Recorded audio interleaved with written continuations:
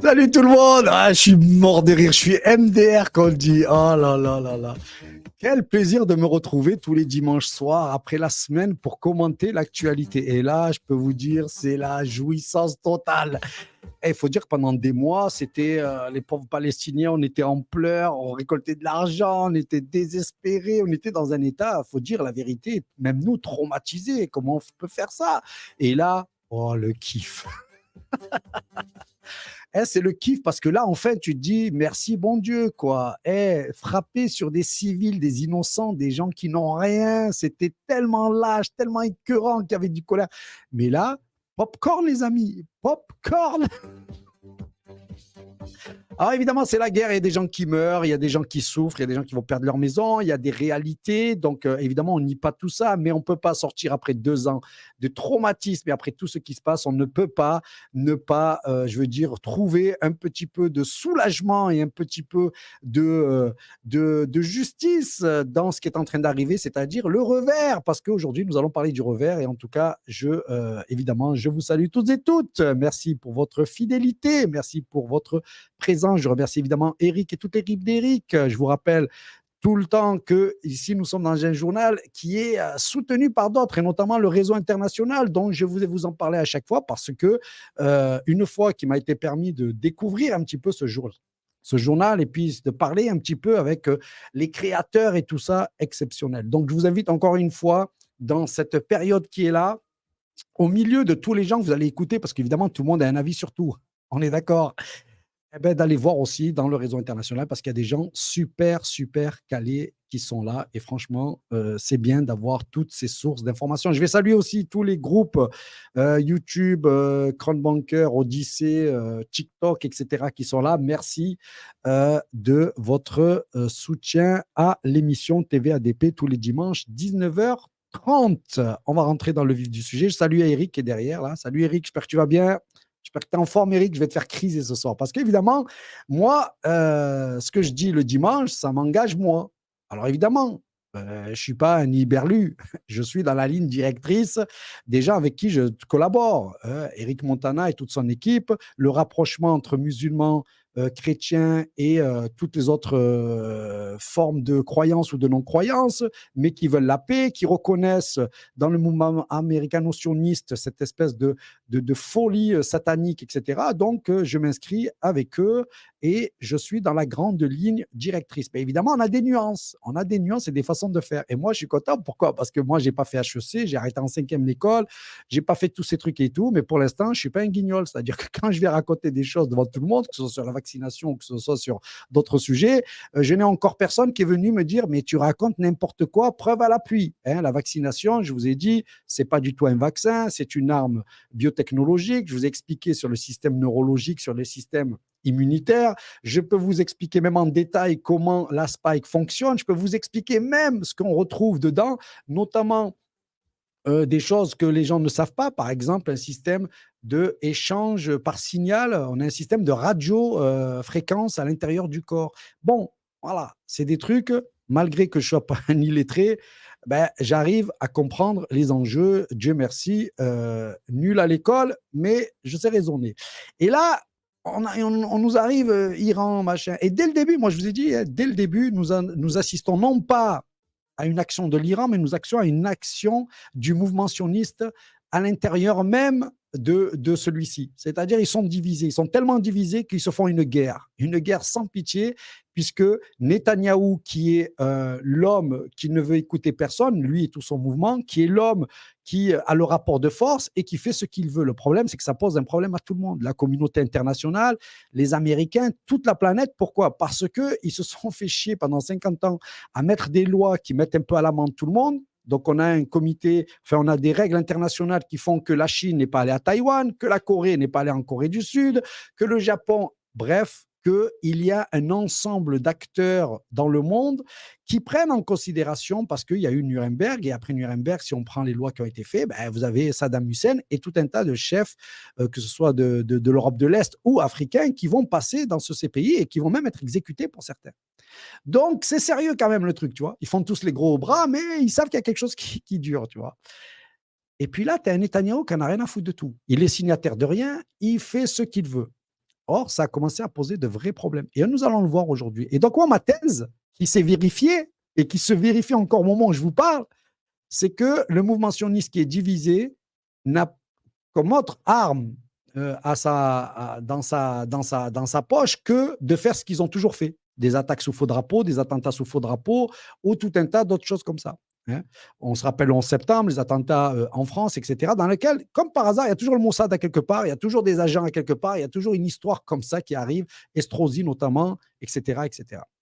Bon, alors, les Américains, eux, ils se retrouvent, quoi? Qu'est-ce qu'ils peuvent faire? Ben, ils ne peuvent pas s'attaquer directement et ouvertement à Netanyahou, même si Trump l'a déjà fait, on le verra. Mais comment on va le faire partir? Ben, d'abord, il faut regarder quels sont les rapports de force. Netanyahou est très soutenu en, en Israël, pour dire exact, en Palestine occupée. Et Israël est soutenu, mais de façon divisée, en Europe et aux États-Unis. Je vous rappelle que l'Europe a lancé une procédure pour stopper tous les accords économiques avec Israël. Donc, vous avez 17 pays sur 27 qui disent on veut arrêter les accords. Donc, on peut dire que l'Europe est plus que divisée. Et vous avez aux États-Unis l'AIPAC qui va se retrouver contre tout le reste. Le Congrès américain, les députés, sénateurs, Candace Owens, Tucker, personne ne veut qu'on s'implique. Personne ne veut que les États-Unis s'impliquent. Le problème, c'est que l'AIPAC, ils ne peuvent pas laisser les États-Unis dans cet état catastrophique. Donc, qu'est-ce que nous sommes en train d'assister? À une technique, mais de Trump exceptionnelle. Franchement, c'est du chef-d'œuvre ce qu'il a fait. L'intention de montrer à tout le monde qu'il est là auprès d'Israël et qu'il attaque, et donc de Netanyahou, mais dans la réalité, il le laisse encore plus dans sa merde. Allez, j'ai envoyé mes 3 petites bombes, démerdez-vous. Donc, je vais creuser toute cette histoire, évidemment, avec des images à l'appui, mais je rappelle, tout ce que je suis en train de dire, ça n'implique que moi, et jusqu'à présent, il y a 2 façons de me contredire. Ben, la première, c'est que pour l'instant, il n'y a pas de guerre, il n'y a rien, c'est toujours que du vent, tout ce que l'on voit. D'ailleurs, même dans le conflit Irak-israélien, hein, je veux dire, vous avez des destructions et tout, mais vous avez 2 ennemis depuis 48, de gros ennemis qui parlent d'éliminer l'un et l'autre. Pour l'instant, leurs éliminations, elles sont un peu bidons. Il faut dire la vérité. L'Iran, très fort, qui fait du mal à leurs bâtiments, à leurs machins, etc. Et l'Iran qui tape, enfin Israël qui tape. Alors Israël, il lance des 50 kilos sur des civils pas armés, mais sur l'Iran, ils envoient des... je ne sais pas ce qu'ils envoient d'ailleurs. Ils font des destructions, ils font des petits morts par-ci, par-là, parce que c'est vrai, 1 millier de morts, tu te dis, c'est que dalle. Et Israël, il largue une bombe à Gaza, ils font déjà 1 millier de morts. Donc là, tu te dis, qu'est-ce qui se passe là? Ce n'est pas une destruction totale, non, il n'y a rien. Et puis, les Américains, je ne te raconte même pas. Donc, nous allons partir un petit peu dans cette observation et puis nous allons voir le rôle des Français et des autres, ce qui est assez marrant. Alors, moi, je ne vois pas vos commentaires. Ben d'abord parce que j'ai pas mes lunettes, je les ai perdues, je suis en mode bigleux. Donc, je vais prendre mon téléphone, le mettre de côté ici et je vais pouvoir répondre à certains d'entre vous. En tout cas, merci à tous et à toutes, encore une fois, du soutien. Et cette fois-ci, on va y aller.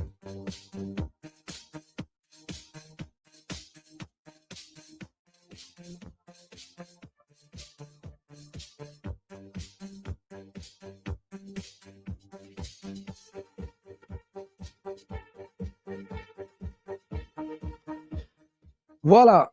Voilà. Maintenant, je vous vois, je vois un peu les commentaires, donc c'est déjà bon. Alors, les amis, on va commencer directement par, je vous ai pris un peu dans l'actualité, lui, là. أنهم العالم ضدهم أبدا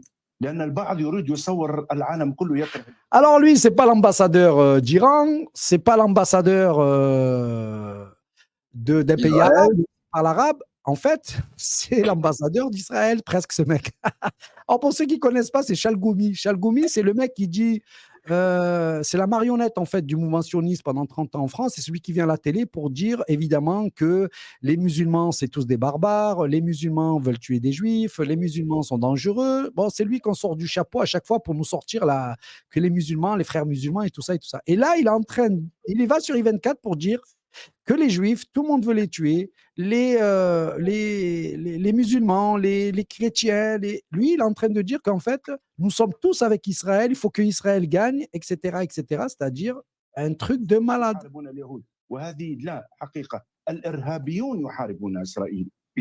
Il dit c'est les autres qui attaquent Israël, c'est l'Iran qui attaque Israël, c'est les autres qui veulent détruire Israël. Et là, ça, juste pour dire que depuis 30 ans, on avait raison. C'était pantin.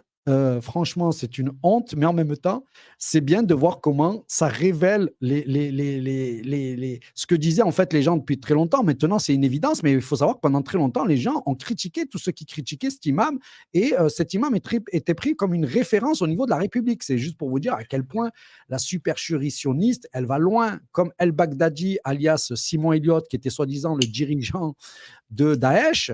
On s'aperçoit avec Snowden, quand il s'est barré, il a pris tout un tas d'éléments, il est parti en Russie. Et qu'est-ce qu'il dit, Snowden? Il dit que El-Baghdadi, donc le patron de Daesh, celui qui sème la terreur, s'appelle Simon Elliott, qui va être confirmé ensuite. Sioniste qui va créer l'État, mais tout ça, c'est du vent parce que Hillary Clinton va nous dire oui, c'est vrai, c'est nous qu'on l'a créé. Et puis ensuite, Trump va confirmer que ça a été créé par les Américains. Donc finalement, c'est logique qu'ils mettent un agent sioniste. Et il joue un peu ce rôle-là, c'est-à-dire c'est un agent qui vient en fait servir les intérêts, non pas évidemment des gens éveillés. Les gens éveillés, ils ont très bien compris que c'était un bouffon.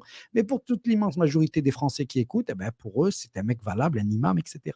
Et dans le même sens d'ailleurs, je vais vous amener un peu plus loin. Regardez l'ambassadeur d'Israël. Alors, autre comique. Qu'est-ce qu'il attend de lui? De ne pas tirer sur nos civils, de ne pas toucher nos civils, de ne pas tirer massivement, comme on le fait jusqu'à présent, sur nos civils. Ah bon, parce que vous vous inquiétez pour les civils maintenant? Gaza, les hôpitaux, les civils, tout ça, ça vous dérange pas? Alors, c'est l'ambassadeur d'Israël, vous avez bien entendu, vous avez bien vu au début, l'ambassadeur d'Israël, on lui dit, mais qu'est-ce que vous attendez de l'Iran? Ne tirez pas sur les civils. Abdel, ton image est figée.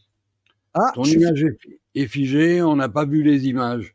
Ah d'accord, alors attends, je vais voir. Est-ce que là, j'ai disparu ou pas de l'écran là? Oui. Ben non, tu es figé à l'écran. Mais écoute, moi je vois que je suis plus à l'écran, alors c'est bizarre, parce que moi je vois que je suis pas figé, et vous, vous dites que je suis figé. Ouais. Ok, alors, je vais éteindre ma connexion. Alors, le problème, c'est que moi, je vois pas que je suis figé. Alors, attends, je vais arrêter le... Hop.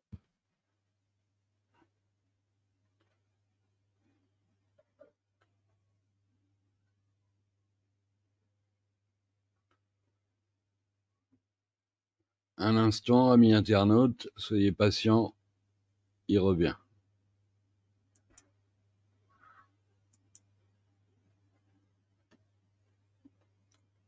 Ton micro n'est pas connecté.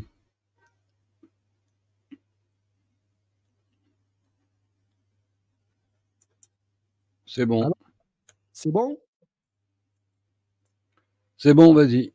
Alors, je m'excuse à ces heures du direct, mais pour moi, tout fonctionne normal. Alors, c'est heureusement qu'il y a Eric derrière pour me rappeler. Alors, ce que vous n'avez pas vu, c'est l'ambassadeur d'Israël. Donc, l'ambassadeur d'Israël qui arrive et qui dit il faudrait que l'Iran ne tire pas sur les civils. Et évidemment, on est obligé de sourire et de mourir de rire. Mais je vous le fais écouter pour ceux qui n'ont pas entendu. Qu'est-ce qu'il attend de lui? De ne pas tirer sur nos civils, de ne pas toucher nos civils, de ne pas tirer massivement, comme on le fait jusqu'à présent, sur nos civils. Ah bon, parce que vous vous inquiétez pour les civils maintenant? Gaza, les hôpitaux. Donc, c'est ce que je disais. Première question que l'on pose à l'ambassadeur, qu'est-ce que vous attendez? Lui, il dit ne tirez pas sur nos civils. Et ça, c'est un truc de fou. Et c'est ce que je voulais voir avec vous, c'est à quel point ils sont hors sol. C'est-à-dire que tout le gouvernement israélien, ce sont des gens hors sol. Leurs propos, leur façon de voir le monde. Et quand ils vont sur les plateaux, Eh ben, vous avez vu le toupet qu'ils ont? Parce que là, c'est vraiment du toupet. Ils arrivent en nous disant qu'on doit épargner les civils. Alors, je rappelle que l'Iran n'a pas fait beaucoup de morts comparé à ce qu'elle a subi et que si on prend ce qui s'est passé à Gaza, ben, c'est carrément clopinette. Donc, quand il nous dit ils attaquent massivement les civils, ben, c'est un menteur. Et en plus, quand il a le culot de dire on veut que, en gros, ils soient épargnés, ben, moi, je fais en tout cas le, en tout cas, je montre qu'il y a quelque chose qui ne va pas chez ces gens-là. Et franchement, Il attend de lui. De ne pas tirer sur nos civils. alors regardez ce qui se passe aussi en Israël, c'est un truc de fou. Hein. La bande de Gaza, en proie au chaos, à la mort et à la faim. Le témoignage qui va suivre est d'une rare violence, illustration sinistre d'un quotidien mortifère. À Gaza, il n'y a pas de farine. Chaque jour, on nous dit que des camions vont arriver, mais ils n'arrivent jamais. On mange du sable tellement il n'y a rien à manger. Rien à manger. Rien à manger. Ayez pitié de nous. Une population contrainte de se déplacer sur des points de distribution pour obtenir des denrées, comme l'impose la GHF depuis fin mai, un mécanisme dénoncé par l'ONU qui a toujours refusé de collaborer avec cette fondation, soutenue par l'État hébreu et l'administration Trump. Ce qui se présente comme une fondation privée pour fournir de l'aide, je la vois comme scandaleuse. Elle implique le gouvernement américain lui-même. Et nous le voyons tous les jours, ceux qui viennent chercher de la nourriture dans ces centres sont tués. Chaque jour, de nouveaux morts dans des opérations de distribution. De nombreux témoignages décrivent des meurtres de sang-froid. Les autorités israéliennes sont tenues de rendre des comptes, mais nous savons qu'elles ne le font jamais. Elles annoncent des enquêtes dont les résultats ne sont jamais rendus publics. Étudier la situation, c'est la réponse invariable de l'État hébreu aux tueries. Le reste du territoire n'est pas épargné. Jeudi, le camp d'Al-Shati a également été ciblé par des frappes. Des avions de reconnaissance ont bombardé la zone, faisant... Alors ça, c'est intéressant de voir, c'est que c'est au même moment où l'ambassadeur est en train de dire ça. De ne pas tirer sur nos civils, de ne pas toucher nos civils, de ne pas tirer massivement, comme on le fait jusqu'à présent, sur nos civils. Ah bon, parce que vous inquiétez. Et ça, c'est quand même... C'est pour ça que je vous dis, ils ont un toupet, ils ont quelque chose. Il y a quelque chose qui ne va pas, ces gens-là. Là, je commence même à parler de santé mentale, voire plus. Il y a quelque chose qui déconne grave. Et ce qui est assez intéressant, c'est que les Américains vont mettre en place une ONG pour dire que l'UNRWA, tout ça, c'est bidon. Donc, ils vont mettre une ONG en place, privée, américaine. Et cette ONG, elle donne rendez-vous à des Palestiniens pour venir prendre de la nourriture. Et là, ils se font canarder. Ils se font tirer à balles réelles. 200 morts, 76, 120, 300, tous les jours. Au moment où on est en train d'entendre l'ambassadeur en train de nous dire qu'il ne faut pas tirer sur des enfants. Et c'est pour ça que je vous disais, mais moi, j'en ai rigolé au début quand je l'ai entendu. Ils se pleuraient qu'ils tiraient sur des enfants alors que c'est des gens sans conscience. Et on va aller même un peu plus loin. Regardez ce qui se passe à l'intérieur même de l'État d'Israël. Vous avez des sirènes qui arrivent. Les étrangers n'ont pas le droit d'aller au bunker. Les Arabes n'ont pas le droit d'aller au bunker. C'est-à-dire que même ils n'ont aucune dignité, purée. Face aux tirs massifs de missiles iraniens contre Israël depuis près d'une semaine, de nombreux Arabes israéliens, des Palestiniens ainsi que des résidents étrangers se voient interdire l'accès aux abris antimissiles par plusieurs citoyens israéliens, relançant le débat des discriminations en Israël. Plusieurs vidéos montrent des Juifs israéliens interdire les accès à des Arabes israéliens.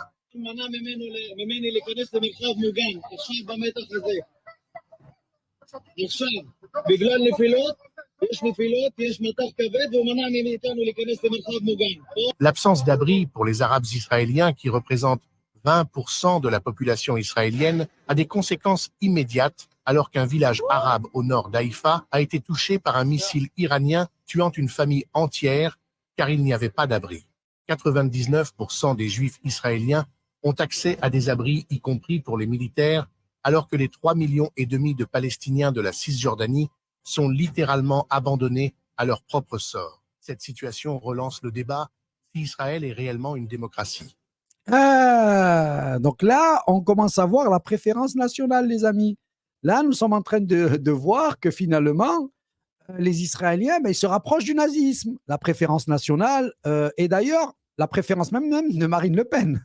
Hein, les Français d'abord. C'est comme ça. Vous avez la guerre, les Français d'abord, les autres après. Alors, il y en a qui trouvent que c'est bien. Ben, regardez, nous sommes en pleine période de massacre et je vous laisse juger vous-même la situation. Mais pour moi, ça démontre de toute façon l'âme et la qualité d'âme que tu as. Et là, même sur ça, il n'y a plus rien à dire. Alors, on va revenir justement sur ma théorie, ma thèse que je défends ardemment partout. Et moi, je suis un peu content. Pourquoi? Parce que je suis le petit bouffon illettré et je me retrouve face à des mecs, des grosses pointures. Hein. Mais quand je dis des grosses pointures, des gens que vous aimez beaucoup. Hein. Je ne vais pas donner de nom, comme ça, je ne fais pas de blessures. Mais il n'empêche qu'ils ont raconté beaucoup de choses. L'Amérique, tatati, tatata, que dalle. Et ouais, que dalle. Et du coup, on va aller là-dedans, mais juste avant, la France. Vous vous rappelez d'Abou Bakar? Il est rentré dans une mosquée, il a poignardé, il a tout fait. Terrorisme. Figurez-vous que non, il n'était pas terroriste. En fait, c'est nous qu'on n'a pas compris. Le terreau qui a tué Abou Bakar, il va être libéré de prison pour être transféré dans un hôpital psychiatrique. Je ne sais pas si vous vous rendez compte, les gars, c'est comme si demain on libère Salah Abdeslam de prison, celui qui a fait le Bataclan, et on le met en hôpital psychiatrique. Zahma est fou. En vérité, je commence à penser que si tu as un prénom français, tu peux faire toutes les dingueries que tu as envie. Hein. Le mec qui a fait un attentat islamophobe, il a prétexté vouloir... Alors moi, j'ai vu les vidéos. Hein. J'ai vu les vidéos, je vais vous raconter.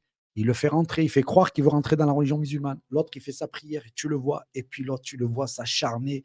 Il lui met des dizaines et des dizaines de coups de couteau partout. À un moment donné, il part, il revient, il lui met encore des coups de couteau, il part.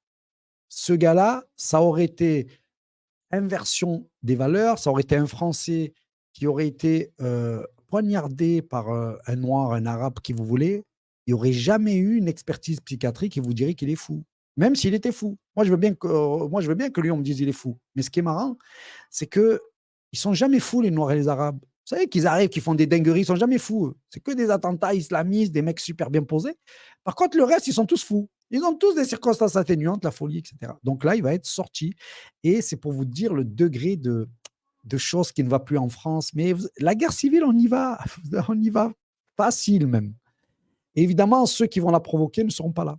Ils se barreront, ils partiront, ils ont tous les moyens du monde d'échapper, ils laisseront les autres. Et quand ça arrivera, on fera le compte que quand on tuait des musulmans et qu'on laisse une justice qui nous dit en gros circuler, il n'y a rien à voir, alors que c'est dans le même cas, il y a tout un tas de jeunes qui ont fait des atrocités de malades, comme si je vous parle de l'autre là, qui a découpé la petite Lola de 8 ans. Elle lui découpe, elle la met dans une valise. Vous croyez qu'elle a toute sa tête, elle? Mais non, comme elle s'appelle Dabia B, c'est une Algérienne, et que ça nous arrange, ça va dans les stats et ça va dans tout ce qu'on a besoin. Toute l'idéologie, la propagande. Alors elle, on va la faire morfler et tout. Mais dans la réalité de la réalité, il y a beaucoup de gens qui sont devenus timbrés. Et notamment dans les actes que nous voyons, il y a beaucoup d'actes de timbrés. Sauf qu'on criminalise l'un et pas l'autre. Et c'est là où ça devient profondément dégueulasse. Ça, c'est la France de maintenant, tranquillement. Et d'ailleurs, ce n'est pas que ça, on va aller même encore plus loin. Donc déjà en France, tous ceux qui nous ont dirigés, là, ils font des appels, ils sont condamnés. Et je vous montre ça, tiens.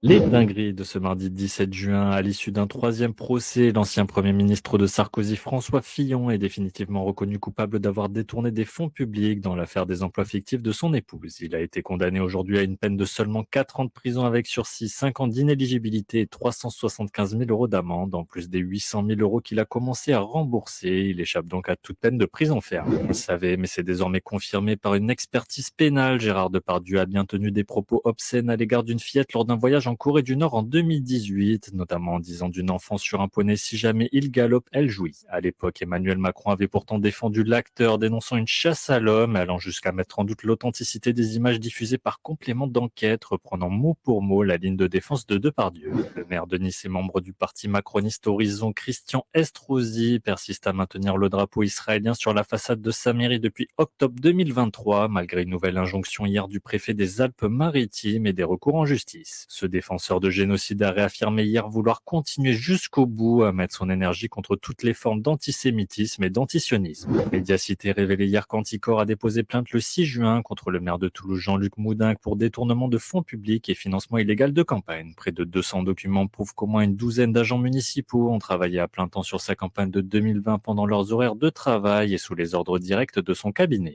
Sous couvert de rigueur budgétaire, des exécutifs locaux comme la région Pays de la Loire ont carrément supprimé les subventions au planning familial pendant que d'autres les ont réduites. 9 des 82 associations du réseau sont concernées par ces diminutions de subventions. Derrière ces coupes, ce sont des centres de santé sexuelle menacés et des droits fondamentaux, contraception, avortement, éducation à la sexualité qui sont directement attaqués, en particulier pour les plus précaires.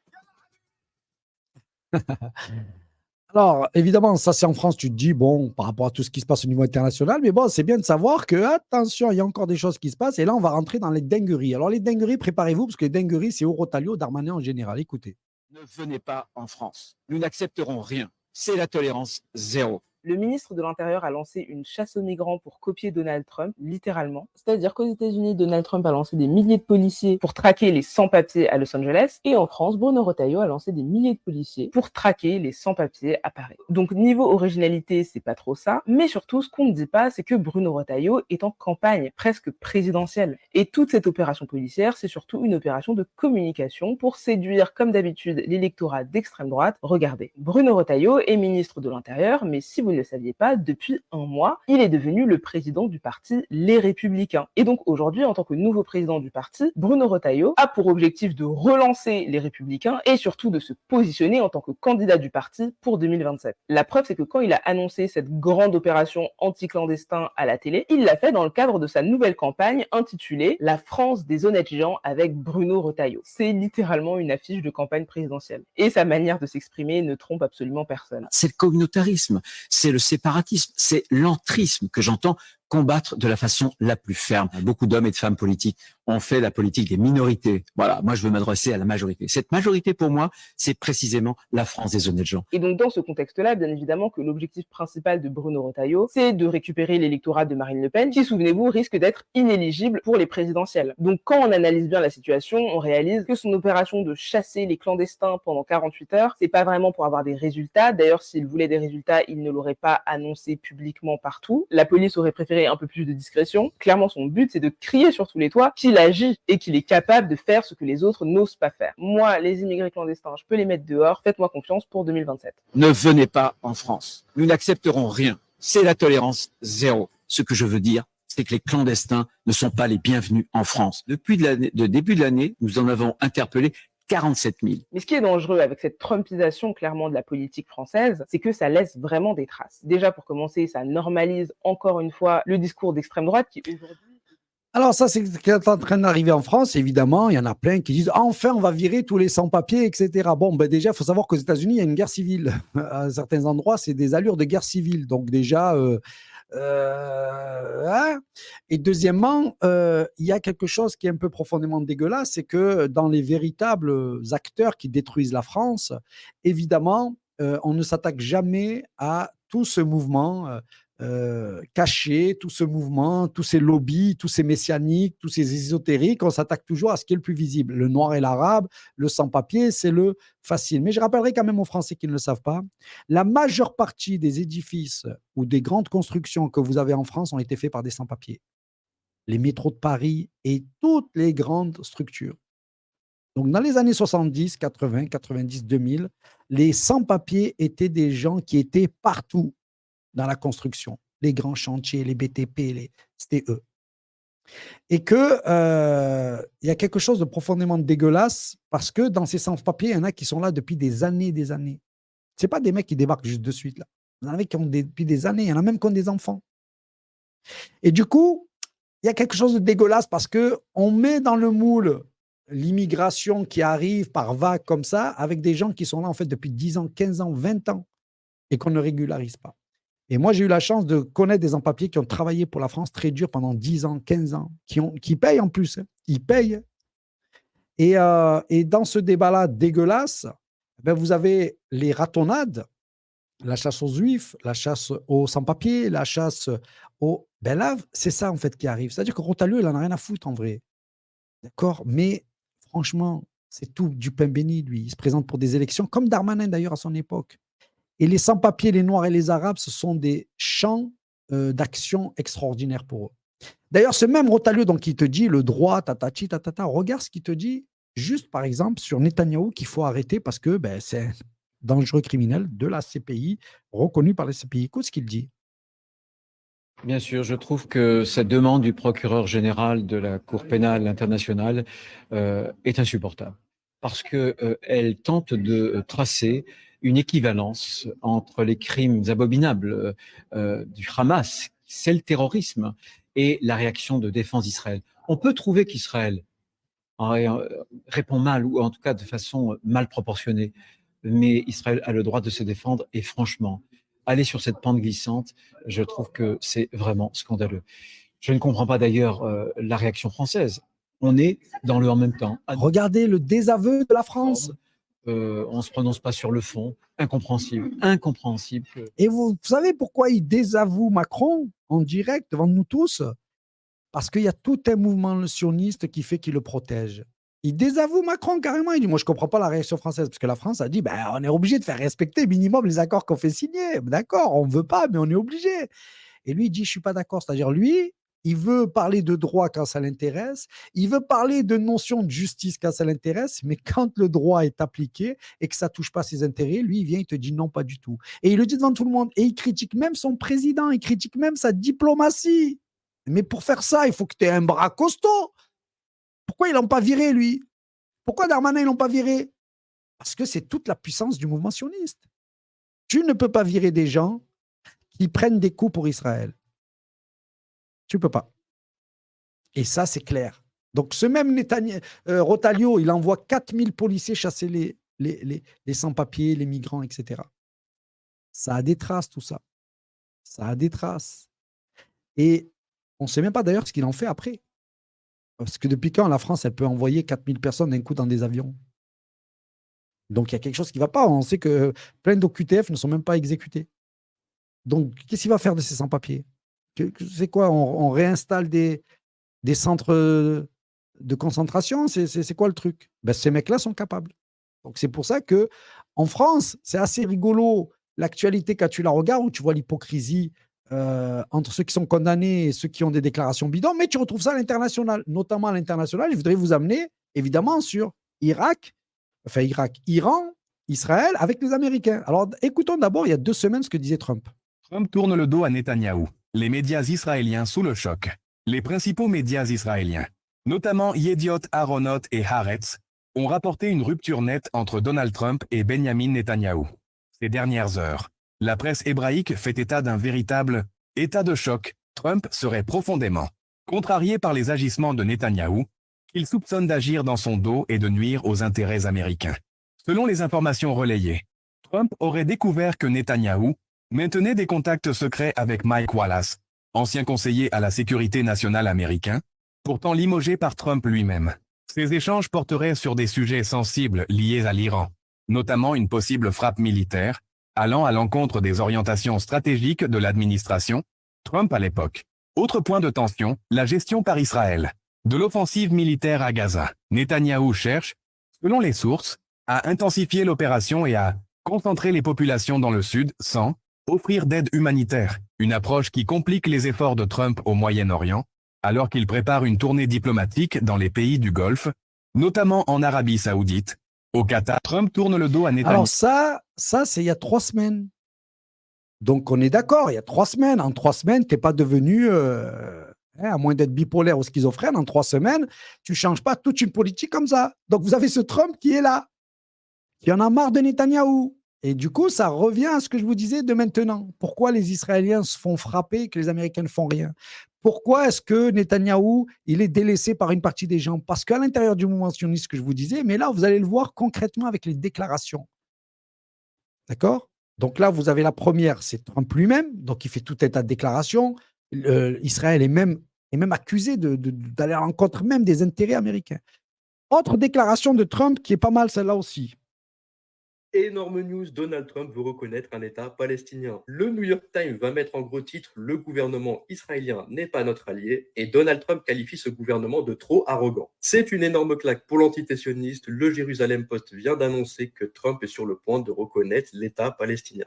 Ajoutez à ça un autre rebondissement, Donald Trump autorise l'Arabie Saoudite à avoir un programme nucléaire sans les forcer à devoir reconnaître un État israélien. En l'espace de 24 heures, l'antitétionniste subit 2 énormes défaites. Israël avait pourtant dit à la France que s'ils reconnaissaient un État palestinien, ils iraient conquérir toute la Cisjordanie. Comment vont-ils réagir lorsqu'il s'agit des États-Unis ? Le gouvernement sioniste est fou de rage et n'a plus que les yeux pour pleurer. Donald Trump vient de prouver une deuxième fois que c'est un homme de paix quand on sait qu'il a retiré ses troupes du Yémen et maintenant il s'apprête à reconnaître un État palestinien. C'est le genre de news qu'essaye de cacher les médias. Donc ça, c'était il y a 2 semaines. Donc ça fait partie des diversions, pas diversions. En tout cas, c'est les propos qui sont tenus. Et est-ce qu'il est le seul? Non. On va s'apercevoir qu'il y a plusieurs déclarations. Mais on va mettre ces propos d'il y a 2 semaines, 3 semaines, avec les propos de maintenant. Maintenant, ça donne ça. C'est l'information de la nuit. Donald Trump, le président américain, a lancé une attaque contre 3 sites nucléaires iraniens. Voici les dernières infos.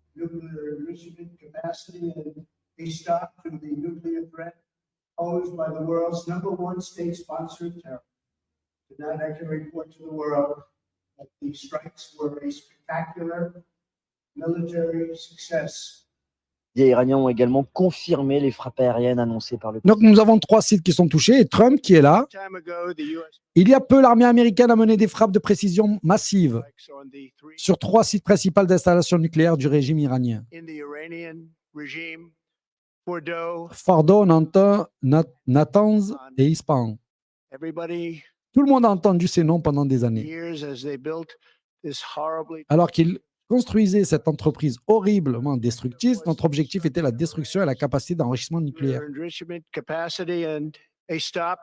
Et l'arrêt de la menace nucléaire posée par le Premier ministre, parrain du terrorisme au monde. Ce soir, je peux annoncer au monde que ces frappes ont eu un succès, blablabla.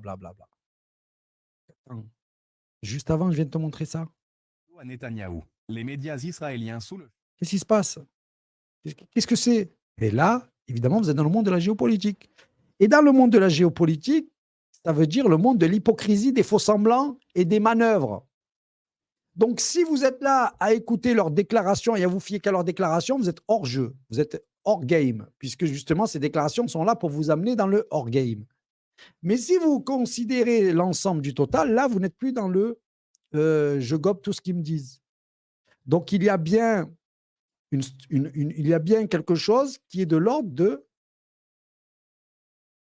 l'inverse. D'un côté, il est anti-Netanyahou et il veut quelque chose de clair, et de l'autre, il dit complètement l'inverse. Alors, qui a raison? Lequel des deux? Ben justement, c'est là où nous, on doit réfléchir et que toutes les hypothèses arrivent, et notamment la mienne, qui n'engage que moi et qui n'engage pas TVADP, ni Eric Montana, qui a d'ailleurs une autre façon de penser. Mais moi, je suis sûr. Moi, je suis sûr et certain de ce que j'avance dans ma conception des choses. Et je l'avais dit dès l'époque, dès samedi dernier, les Iraniens n'attaqueront pas les Américains. Et s'ils attaquent les Américains, alors là, c'est fini. Mais quand je vous parle d'attaque, ce n'est pas de faire tomber une ambassade comme ils ont fait là, ou de faire couler un bateau. Je vous parle d'une vraie attaque. Attaquer des hommes, des bases militaires, là oui. Mais pour l'instant, est-ce que l'Iran l'a fait? Non. Est-ce que nous avons affaire à quelque chose de l'ordre d'une guerre? Non. L'Ukraine, c'était une guerre, on voit, paf, paf, paf, paf. La Russie aurait pu s'épargner tout un tas de trucs. Elle a décidé d'épargner les humains, tout un tas de trucs, de faire quelque chose d'autre. Bon. Mais là, ce que nous voyons, c'est rien. Donc, jusqu'à présent et jusqu'au moment où je vous parle, les Américains, c'est du blabla. Ils ont envoyé des bombes sur des montagnes. OK. Mais l'AIEA vient de dire qu'il n'y a aucune radiation, c'est-à-dire qu'il n'a aucun impact. Il dit, nous avons détruit... C'est pas vrai.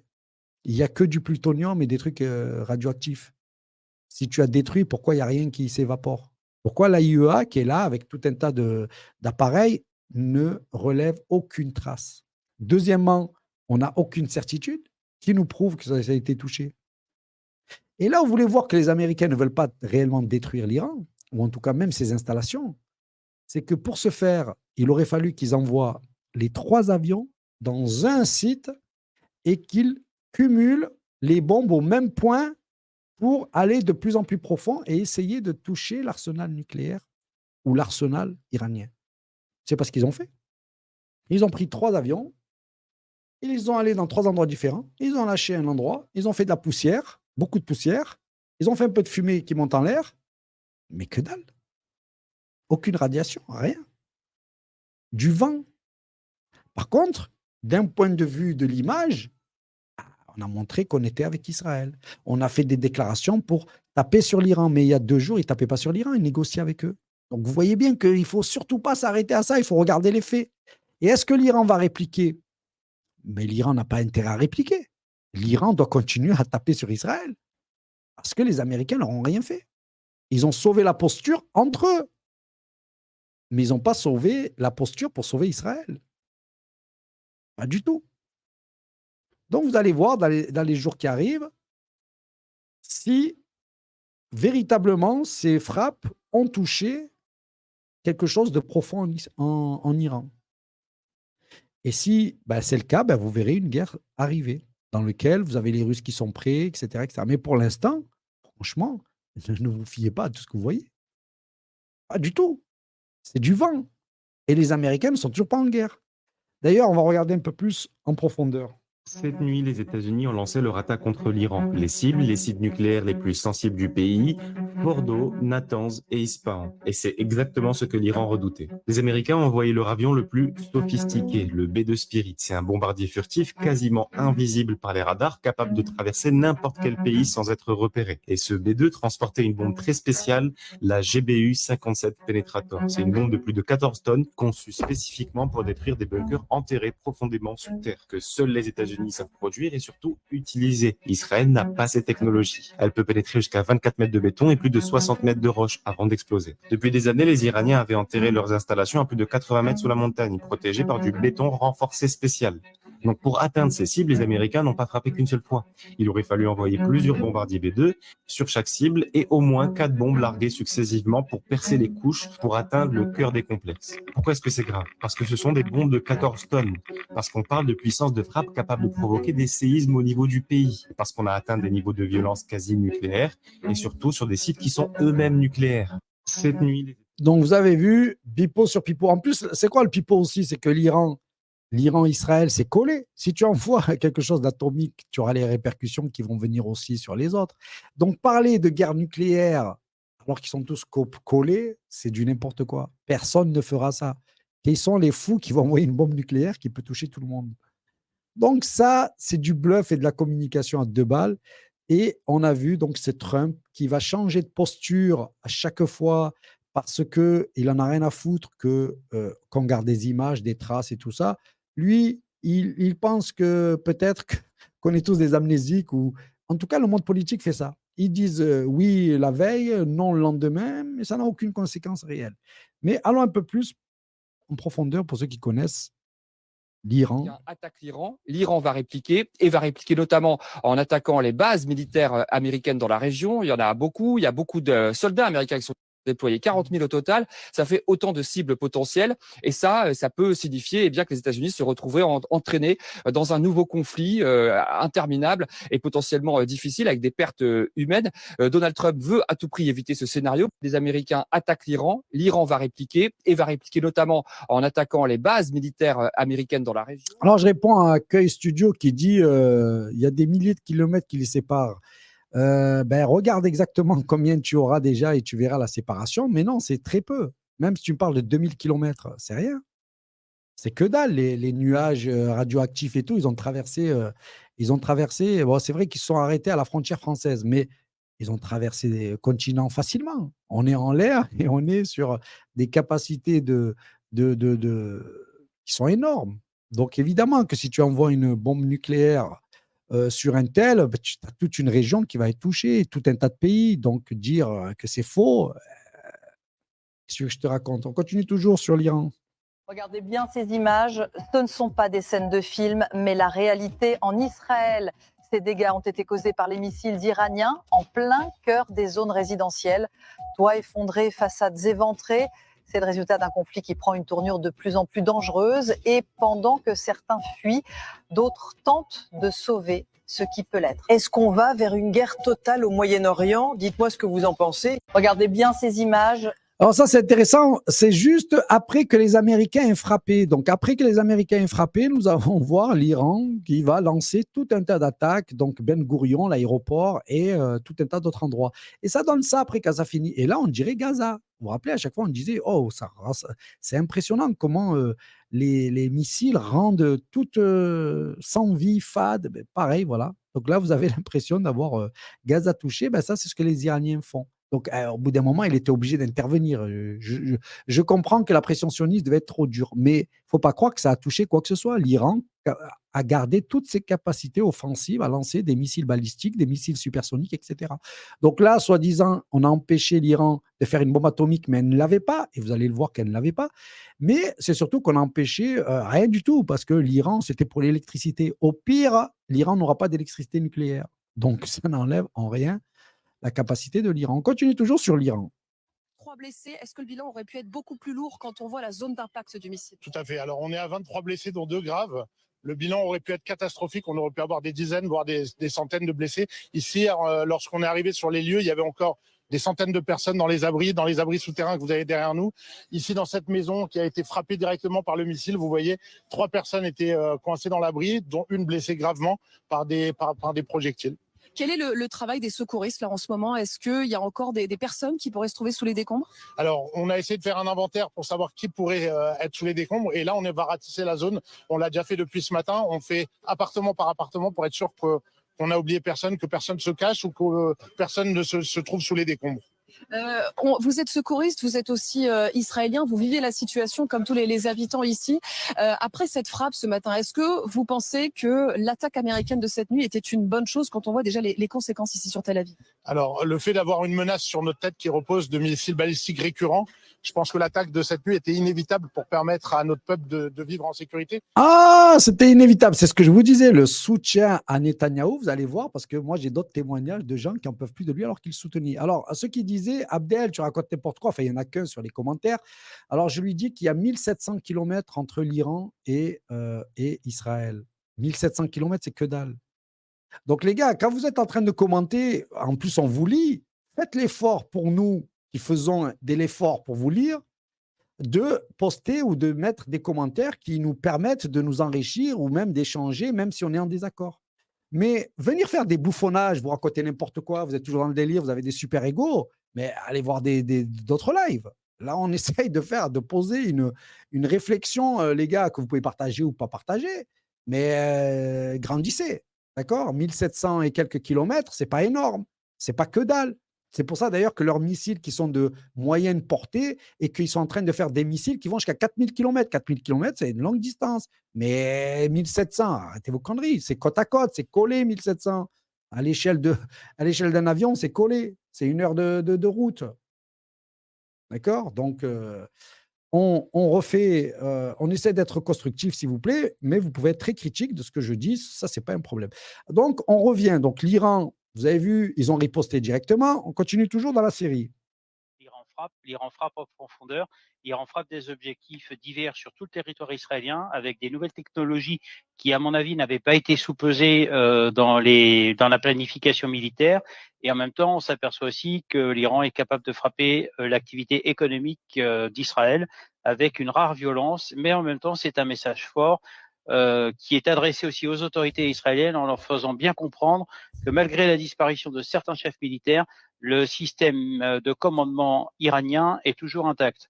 Maintenant, il est très difficile, vous savez, de faire des hypothèses concernant cette escalade en cours pendant ces affrontements. On a enfin, on va dire, un volet diplomatique qui semble s'ouvrir du côté des Européens à Genève, en espérant, si vous voulez, malgré les résolutions du Conseil de sécurité, trouver un compromis, parce que la région s'aperçoit, et peut-être Benjamin Netanyahou est en train de s'apercevoir que finalement, il a beaucoup trop sous-estimé les capacités de riposte de l'Iran. Il est peut-être temps enfin d'ouvrir des négociations. C'est ce qui est peut-être intéressant à partager ce soir comme information. Nous n'entendons plus, bien entendu, le guide suprême, M. Khamenei, oui. Mais sachez une chose, c'est le système de commandement, on va dire, iranien semble intact et je pense que c'est peut-être la surprise, mais en même temps, l'engagement de vecteurs hautement technologiques comme les Mercy de dernier cri, où justement Israël n'est pas capable de les arrêter pour une raison simple, c'est qu'elle utilise son dôme de fer dans un premier temps, où les Iraniens ont parfaitement compris le système de saturation, mais également le système Arrow américain qui vient en complément. Et pour que ces deux systèmes fonctionnent parfaitement, il faut qu'ils soient parfaitement interopérables, c'est-à-dire être capables de dialoguer entre eux et de coordonner leurs actions. Et c'est peut-être cela pourquoi l'Iran arrive à frapper en profondeur. Mais je le rappelle, l'Iran a une maîtrise parfaite technologique de son armement. C'est un contradicteur tenace et je pense qu'Israël est en train de l'apprendre à ses dépens ce soir. Le dôme de fer a perdu comme... Ah, le dôme de fer, la ballerine de fer. Vous vous rappelez, ils sont invincibles et tout. Mais tout est Hollywood, leur bordel. En vérité, c'était les Américains qui mettaient des avions avant et qui envoyaient tout un tas de navires et qui interceptaient les drones et les missiles. Donc voilà, les Américains les ont laissés tomber. Donc je réitère. Évidemment, vous allez toujours avoir des trucs, des armes qui arrivent, des machins. Mais la réalité, c'est que la puissance entière messianique américaine les a laissés tomber pour l'instant. Alors pour l'instant, et c'est calculé. C'est-à-dire que l'Iran ne fait pas tant de dommages que ça. C'est-à-dire que l'Iran, ils peuvent t'envoyer 20 supersoniques et tu rases déjà un tiers ou 2 tiers de la population qui dégage. L'Iran peut faire ça, mais l'Iran comprend la géopolitique et maintenant le poids des mots. Même si Israël sont des barbares et des assassins, ils diront toujours c'est le gouvernement. Et donc, il faut préserver les peuples et les nations. C'est ce qu'a fait d'ailleurs Poutine. Poutine n'a pas détruit le peuple ukrainien. Parce que le monde moderne ne tolère plus ça. Et le seul qui a fait le bouffon, moi je l'ai détruit, Netanyahou, regardez le prix qu'il a payé. 50 ans de mise à l'œuvre, le pianiste, la liste de Schindler, Hollywood, tout le baratin pour te faire croire que les Juifs sont des éternelles victimes de nous, les sauvages, les autres, les populations autres, pour qu'à la fin on s'aperçoive que c'est des prédateurs de malades. Le peuple élu, qui doivent vous diriger et qui doivent nous amener le chaos sur Terre pour que le Messie arrive. Les gars, c'est plus du Hollywood, là. On a franchi un cap, là. Exactement, on a franchi un cap. Et c'est ce que nous démontrons dans l'actualité. Alors, on va aller un peu plus loin. Imaginons qu'on commence à rentrer dans une guerre sérieuse, parce que pour l'instant, c'est clopinette. Alors, je vais vous montrer quelque chose. Il y a même un article dans Washington Post qui explique que en fait, selon des sources américaines, Israël aurait 10 à 20 jours d'intercepteurs. Ensuite, c'est fini. Ensuite, il n'y a plus de protection. Peut-être pas tous les niveaux de protection, mais il y a certains niveaux de protection qui n'existeront plus dans 10 à 20 jours. Donc, il n'y a pas de profondeur stratégique en Israël. Et c'est pour ça qu'ils ont cette stratégie-là. Et il y a un article ce matin dans un journal, The Telegraph anglais, qui explique que il y a plusieurs douzaines de frappes iraniennes qui ont touché Israël. Et évidemment, le fait que The Telegraph communique cela dans son édito, alors qu'ils sont fortement pro-israéliens, évidemment, ça traduit une certaine nervosité, une certaine inquiétude. Donc, il est clair pour moi, même si c'est difficile à dire parce qu'il y a énormément de brouillard de guerre, hein, mais il est clair pour moi, en tout cas, qu'il ne s'attendait pas, il au pluriel, ne s'attendait pas tout à fait à ce scénario, même si... Alors un peu plus loin, allez, ils attaquent, les Américains rentrent, les Russes aussi. Que vont faire les Russes ? Russie le voulait, avec les armements qu'elle a, et notamment avec le Zircon, qui vole à Mach 9, 1000 km de portée au niveau du sol, qui est une prouesse technologique. La flotte américaine peut couler en une demi-heure, la flotte américaine, c'est-à-dire les 12 porte-avions avec leurs 12 groupes aéronavals. Il suffit d'avoir assez de missiles, et personne ne saura les arrêter. Donc déjà, la capacité de projection des États-Unis comme puissance néocoloniale mondiale, déjà du plomb dans l'aile. Si la Russie le voulait, avec les armements qu'elle a, et notamment avec le Zircon, qui vole à Mach 9, 1000 km. Donc là, vous avez les spécialistes qui nous disent « Ah ben tiens, en plus, si les Russes y rentrent, ça peut faire des dégâts. » D'ailleurs, en parlant des Russes, on va écouter Vladimir Poutine. Donald Trump a dépassé toutes les limites. Aujourd'hui, je parle avec colère, mais aussi avec lucidité. Israël n'est pas un pays. C'est une base militaire américaine déguisée en État. Rien de plus. Et aujourd'hui, cette base bombarde l'Iran, sème le chaos, déclenche une guerre régionale et tout le monde détourne le regard. Personne ne parle. Personne ne condamne. Mais quand la Russie mène ses opérations en Ukraine, sur sa propre frontière, pour protéger ses citoyens, pour protéger sa souveraineté, là, ils crient au scandale. Là, ils imposent des sanctions. Là, ils crient à l'agression. C'est une farce, une comédie hypocrite jouée par des gouvernements soumis. Et toi, Trump, toi qui prétends défendre la paix, tu soutiens cette guerre parce qu'elle t'arrange politiquement. Tu défends l'indéfendable.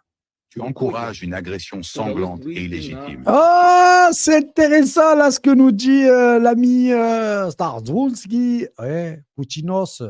Vous nous prenez pour des cons ou quoi? Moi, je suis à ma frontière. Je me bats pour les intérêts de ma frontière. Vous n'avez rien à voir avec tout ça. Et en plus, vous venez parler.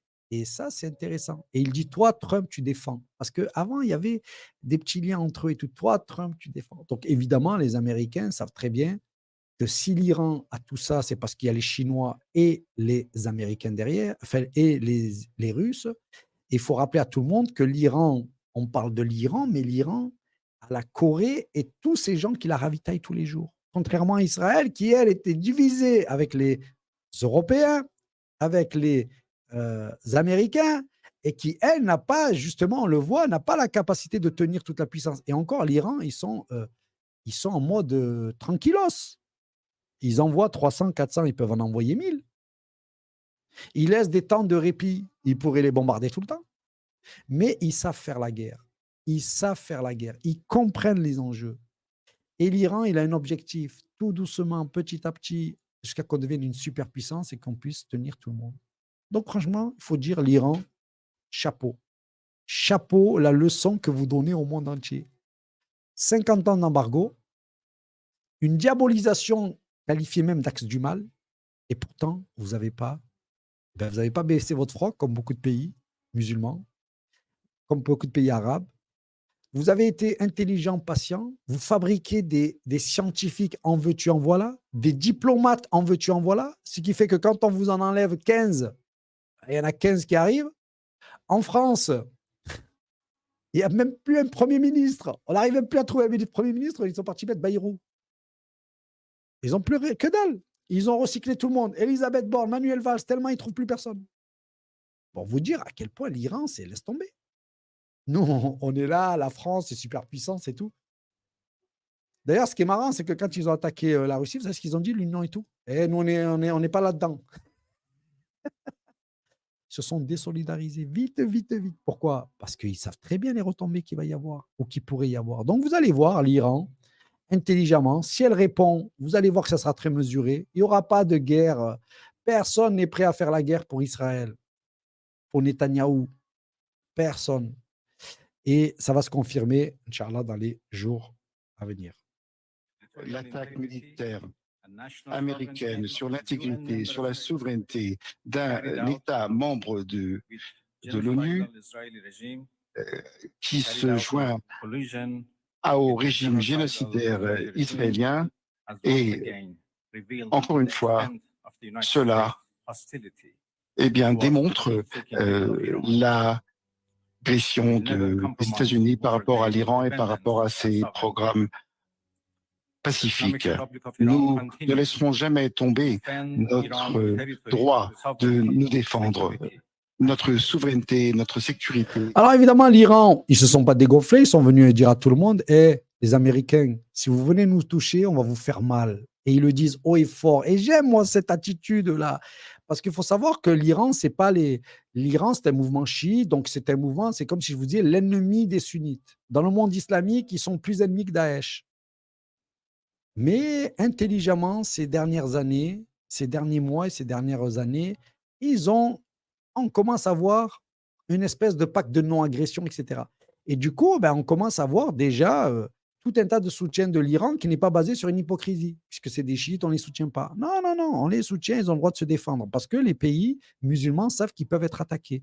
Ils savent que l'Égypte, que tout un tas de pays peut être attaqué par Israël. Et que justement, Israël est en train de voir qu'elle ne peut plus faire ce qu'elle veut jusqu'à une certaine mesure. Tu peux tirer sur des Gazaouis sans défense parce que personne n'ira les défendre, parce que personne, justement, dans le droit international, ne peut aller affronter Israël direct sans être qualifié d'oppresseur. Vous ne pouvez pas envoyer un missile sur Israël pendant qu'Israël est en train de massacrer Gaza. Non. Il faut que ce soit les Palestiniens.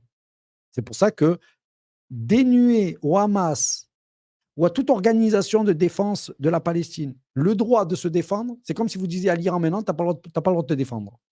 C'est comme si vous disiez aux Russes, vous n'avez pas le droit de vous défendre en Crimée, au Donbass. Évidemment, quand tu dis Iran-Russe, tu te dis, mais tu dis n'importe quoi. Mais ils voudraient nous faire croire que c'est valable en Palestine.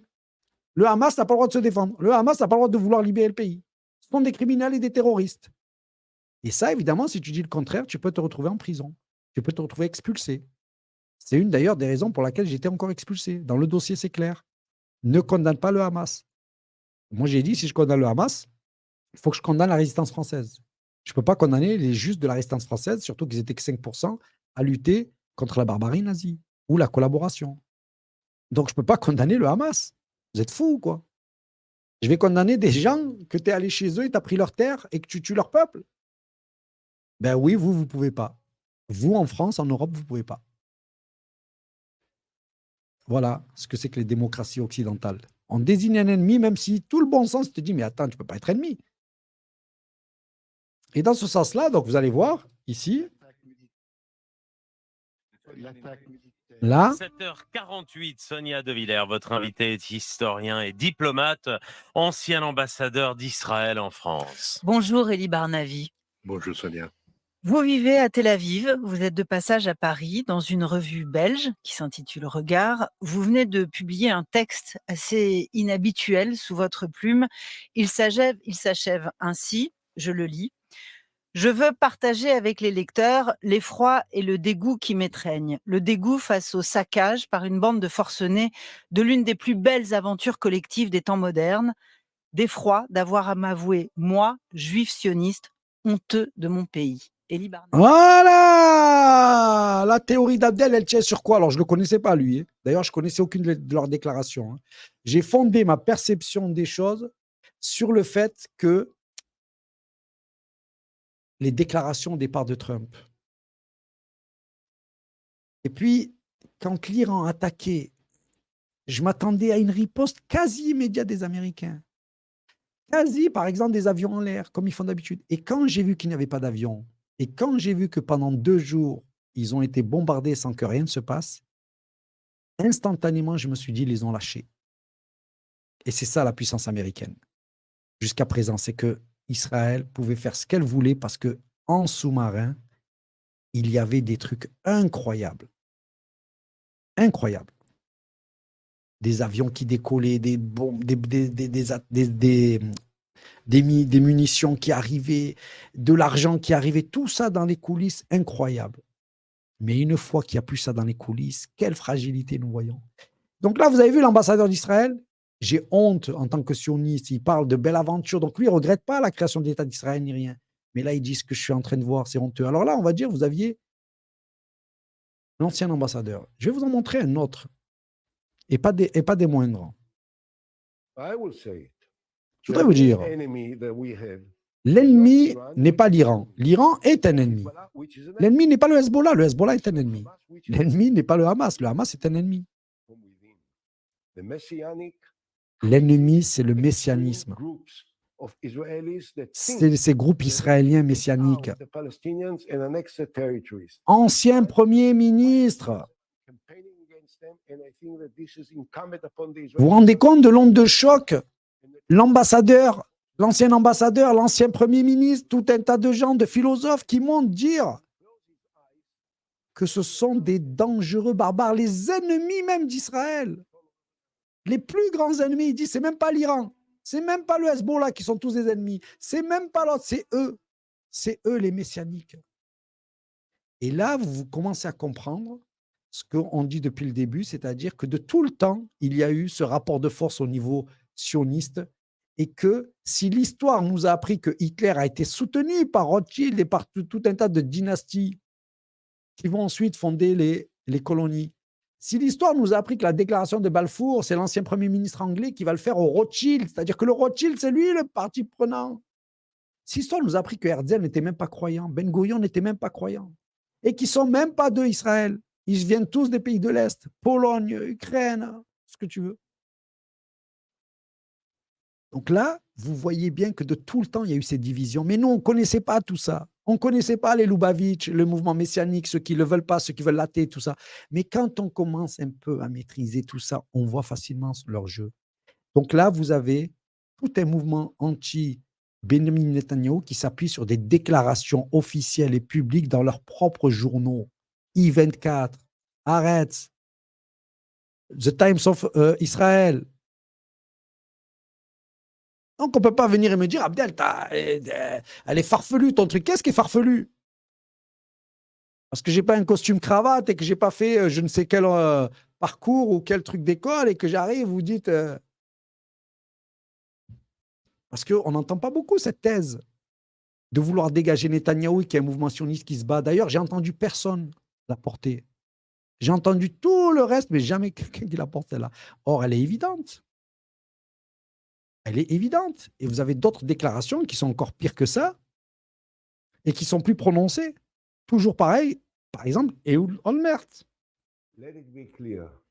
Netanyahu is a national historical disaster for Israel. Voilà. He has to go. Ben Gvir, Il est en train de donner tous leurs ministres. Il dit que ce sont des catastrophes Smotrich is a terrible event. pour Israël. The Hilltop Youth in the territories, in the West Bank.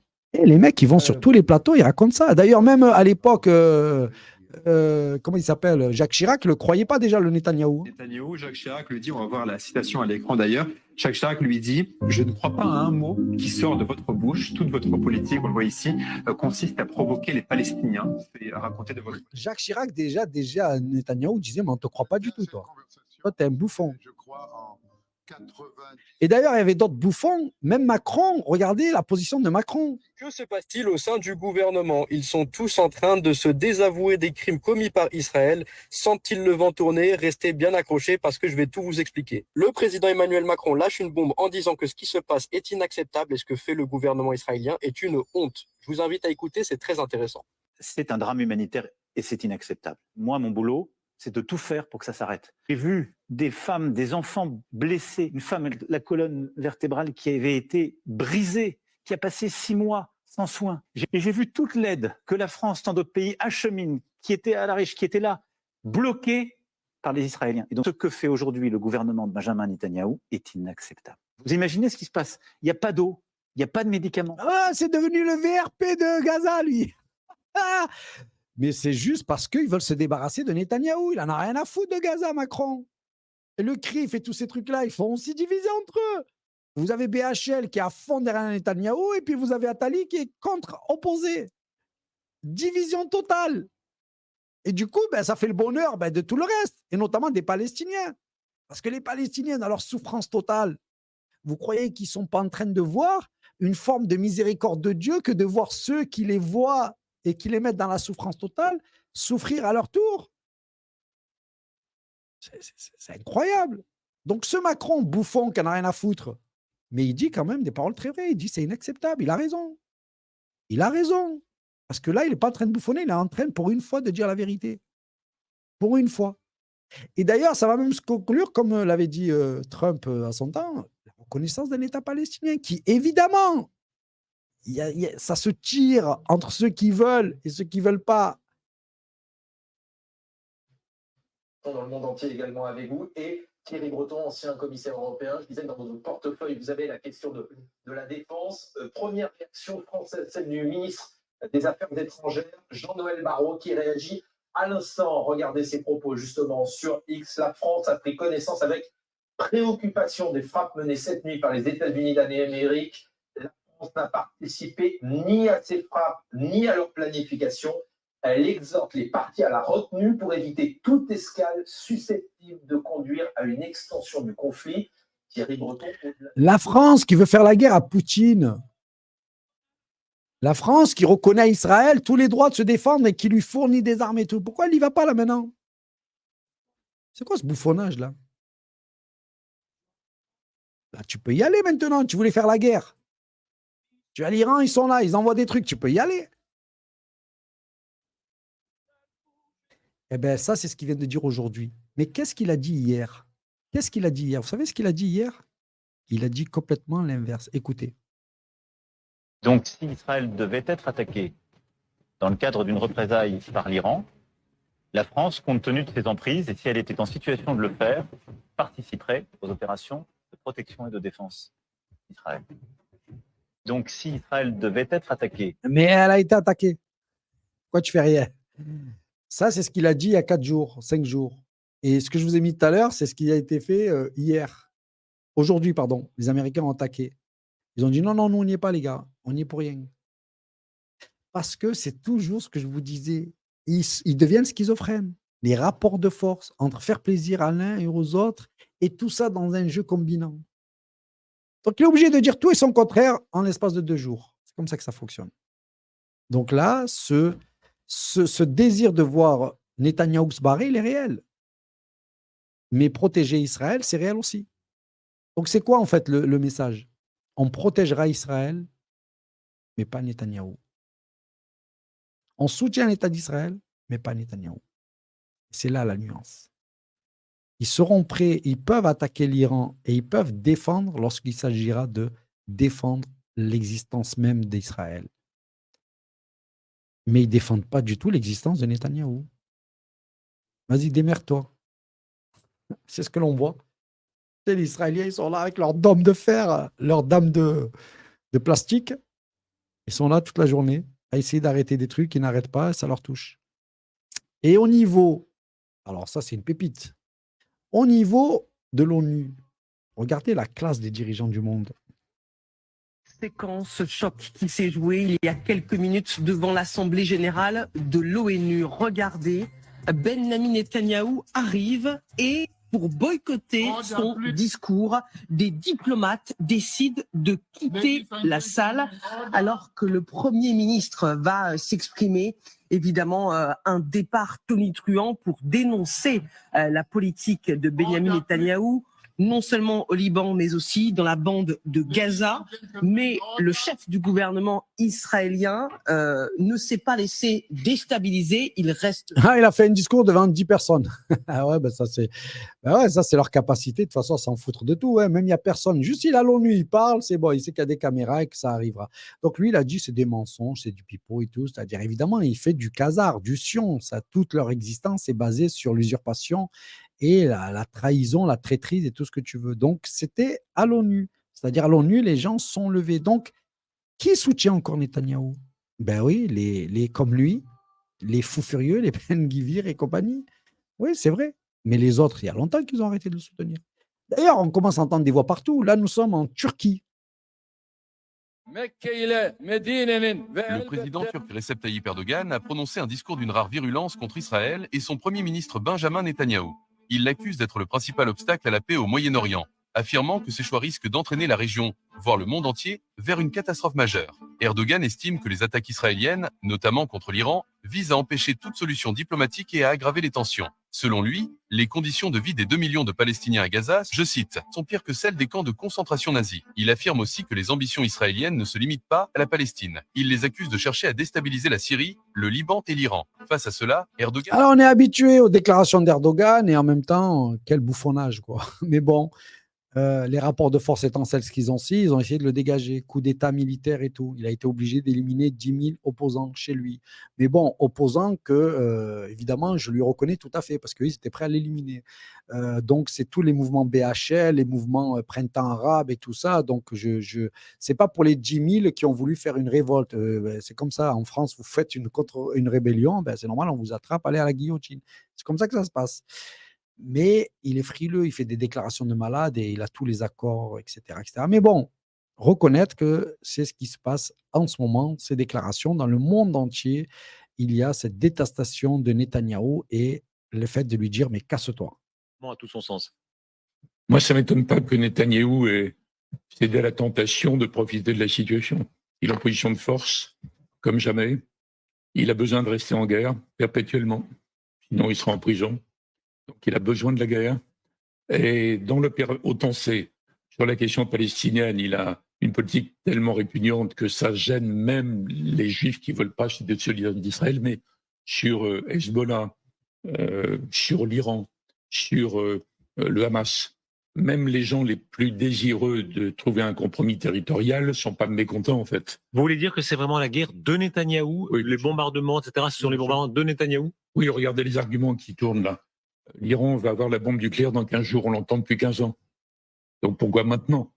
Donc maintenant, c'est parce qu'il est dans une situation exceptionnelle pour lui. Alors je ne sais pas s'il essaie d'entraîner, comme on dit Trump, dans une opération conjointe en février, on prétend que Trump a refusé. D'ailleurs, un des éléments, je ne vais pas dire signaux faibles, enfin, compte tenu de la force des images que vous montrez, c'est un signal faible. Le fait que Trump ne soit pas totalement aligné et qu'il continue à dire qu'il faut maintenir la porte ouverte à la négociation, etc., c'est pas son intérêt. Enfin, en tout cas, je ne suis pas étonné que Netanyahou en ait profité. La supériorité israélienne est une évidence, je ne vais pas le découvrir maintenant. Hein. Mais vous ironisez sur le fait, vous dites ça fait, ils disent 15 jours, 15 ans. Enfin, voilà. Non, Hubert Védrine.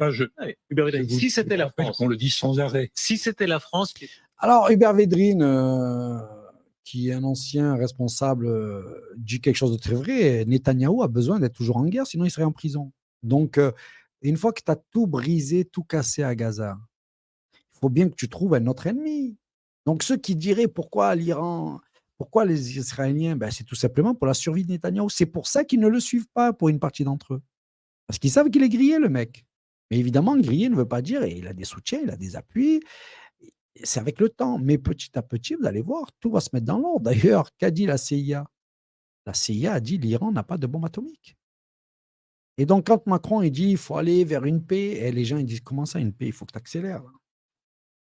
La CIA évalue continuellement que l'Iran n'a pas fabriqué de bombes nucléaires. On parle beaucoup de l'Iran en ce moment avec cette menace. Alors là, c'est pour revenir sur le sondage bidon 87 des Français, mais la CIA a bien dit non, l'Iran n'a rien. Alors pourquoi c'est quoi cette histoire des bombes atomiques? Et en vérité, il faut revenir même à l'origine. C'est quoi l'enjeu derrière les bombes atomiques? C'est que les bombes atomiques, c'est une histoire de superpuissants. Et donc, je pourrais vous mettre un documentaire, mais je sais que la chaîne va se faire couper après, donc je ne vais pas vous le mettre. Mais en gros, les superpuissances veulent garder le monopole. Donc, on interdit aux autres. Et il y a toute une historique de la bombe atomique, donc je vous invite à aller voir. Mais comme il est tard, je vais éviter de mettre ça. Par contre, je vais revenir. Israël, ami de la France tout le temps. Je rappelle que l'Israël a organisé un attentat en France. Pour ceux qui ne savent pas, retour dans le futur, retour dans le passé. Les Israéliens ont-ils opéré sur le sol français en toute impunité? Pour la première fois, des témoins de cette affaire parlent. 1 mois et demi après l'assassinat d'El-Meshad, une bombe explose devant un pavillon. Comme le prouve un coup de téléphone de revendication, la personne visée est Jean-Jacques Graff, l'un des responsables du projet Osirak. Après cette explosion, une 50aine de lettres de menaces est adressée aux ingénieurs français. Parmi les destinataires, Gérard Bontron, le directeur du projet. J'avais reçu aussi une lettre personnelle de menace à mon domicile.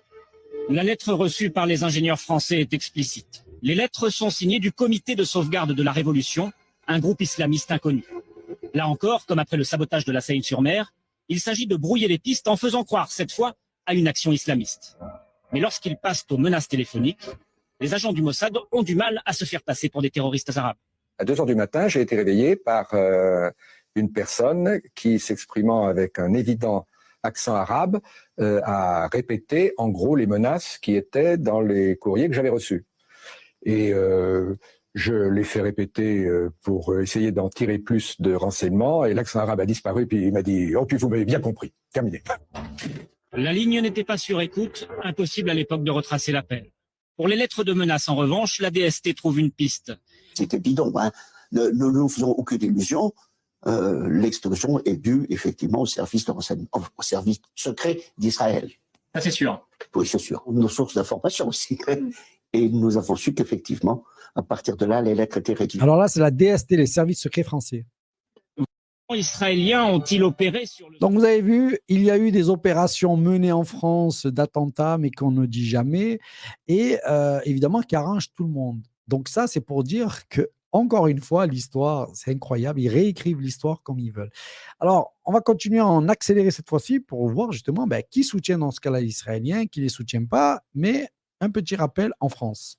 Dinguerie de ce dimanche 22 juin, alors que les États-Unis ont violé une fois de plus le droit international en bombardant des sites nucléaires iraniens cette nuit, la France s'est bien gardée de condamner cette attaque illégale. Le ministre des Affaires étrangères Jean-Noël Barrot a préféré rappeler son hostilité au programme nucléaire iranien comme si Téhéran était l'agresseur. Évidemment, pas un mot sur l'arsenal nucléaire israélien qui est bien réel, illégal et intouchable grâce au silence complice des puissances occidentales. Encore une fois, le gouvernement s'aligne presque sur l'extrême droite, dont le député Jean-Philippe Tanguy a salué aujourd'hui une opération militaire très impressionnante. Entendu sur CNews, la rectorat de Versailles a ouvert une enquête administrative sur le collège catholique sous contrat du Sacré-Cœur. La direction impose depuis 2022 un tournant réactionnaire, messe rendue obligatoire sur temps scolaire, prière avant les cours, censure de manuels évoquant le viol ou les familles homoparentales et catéchèse forcée déguisée en cours de culture religieuse. Un deux poids deux mesures frappant quand on voit avec quelle facilité les autorités s'en prennent à des établissements musulmans comme le lycée Averroès, suspendu par le gouvernement avant d'être réhabilité par la justice. Faut zapper vendredi, le maire d'Orange d'extrême droite Yann Bompard est accusé d'avoir touché un salaire de collaborateur parlementaire sans avoir réellement travaillé entre novembre 2021. Bon, comme d'habitude, j'allais dire en France. Mais allons un peu plus loin. L'escalade avant la désescalade, c'est en tout cas ce qui semble se dessiner alors que la Russie et la Chine mettent en garde les États-Unis d'une intervention directe en Iran et tentent d'éviter l'anéantissement de leur allié iranien. Pour l'heure, Donald Trump ne dévoile pas ses cartes, on s'entend, mais il amasse ses avions bombardiers et ses porte-avions dans la région au Proche-Orient. Israël, on le rappelle, mène un combat existentiel non seulement pour la survie de son État et sa population, mais aussi pour protéger le monde entier de l'islamisme radical et du djihad global. Et la France, dans tout ça, une semaine après le début des bombardements, elle commence à se soucier de ses ressortissants bloqués en Israël sous les bombes iraniennes. Elle organise quelques rapatriements, preuve que les tensions risquent de durer. Notre pays tente de maintenir une position d'équilibriste au plan diplomatique, appelant au cessez-le-feu partout à Gaza comme à Téhéran et demandant le désarmement de l'Iran par la négociation, alors même que cela fait des années que les autorités iraniennes ne respectent pas leurs engagements et continuent à enrichir de l'uranium à l'insu de la communauté internationale à des centaines de mètres sous terre. Le peuple iranien se demande à quoi joue notre pays, la France, qui a biberonné l'ayatollah Khomeini. Bon, ce qu'il faut savoir pour la petite histoire, c'est que elle a reçu un prix par Am Israël Am, Vive Israël, enfin toute la compagnie créole, et elle a dit, premier mot qu'elle dit, je me sens chez moi. Tu m'étonnes que tu te sens chez toi. Donc, elle est obligée de lire tellement elle est incapable de réciter son cours de propagande normal. Donc, elle lit, elle est là, elle regarde tous ses fiches et tout, parce qu'après tout, ça aurait fait encore plus sérieux si elle disait, écoutez, la France, c'est pas logique. Non, elle aurait dit normal, on aurait vu. Non, elle, c'est tout dans le théâtre, tout dans la bouffonnerie. Alors, tu te dis, est-ce qu'il y avait que elle? Ah non, la suivante, c'est encore pire. Alors maintenant, accrochez-vous. Israël a une très très grande histoire, c'est le peuple choisi par Dieu selon la Bible et selon les croyants. Donc c'est vrai que pour continuer ce que vous disiez, les croyants regardent cet épisode avec un œil très particulier. Christine, ma sœur, t'as encore confondu Dieu avec Satan. Christine, ma sœur, pour une bénie, je trouve que t'as pas l'air d'avoir souvent lu la... Je salue, moi, tous ces gens sur Internet, sur TikTok et compagnie qui font des vidéos pour évidemment rappeler, mais attends, c'est pas Dieu qui vénère, ils attendent Satan. Le Messia, c'est leur Satan, c'est l'antéchrist chez nous. Donc, ne commence pas à dire Dieu si c'est Satan, dis au moins les bons termes, ils attendent le Messia. Et ce qui est intéressant, c'est que l'autre, elle dit, c'est le peuple choisi par Dieu, c'est-à-dire que, c'est les gens de CNews, de BFM, c'est tous ces biberonnés. Alors, quand vous tombez par contre aux États-Unis, des vrais journalistes, là, c'est pas pareil. Écoutez, Tucker face à un messianique chrétien qui dit qu'on doit soutenir Israël à tout prix. Accrochez-vous, ça vaut le coup. Ceux qui bénissent le gouvernement d'Israël, il est écrit ceux qui bénissent le gouvernement d'Israël. Il n'est pas question du gouvernement, mais de la nation d'Israël. C'est ce qui est écrit dans la Bible. En tant que chrétien, j'y crois. C'est où ça? Je peux vous le trouver, je n'ai pas le verset exact. Vous sortez votre téléphone et vous me le montrez. Mais donc, vous citez un passage de la Bible sans en connaître le contexte, ni l'endroit exact. C'est de la théologie, je suis perdu là. Qu'est-ce que ça veut dire? Tucker. Je suis chrétien, je veux comprendre ce dont vous parlez. D'abord, pourquoi est-ce que je soutiens Israël?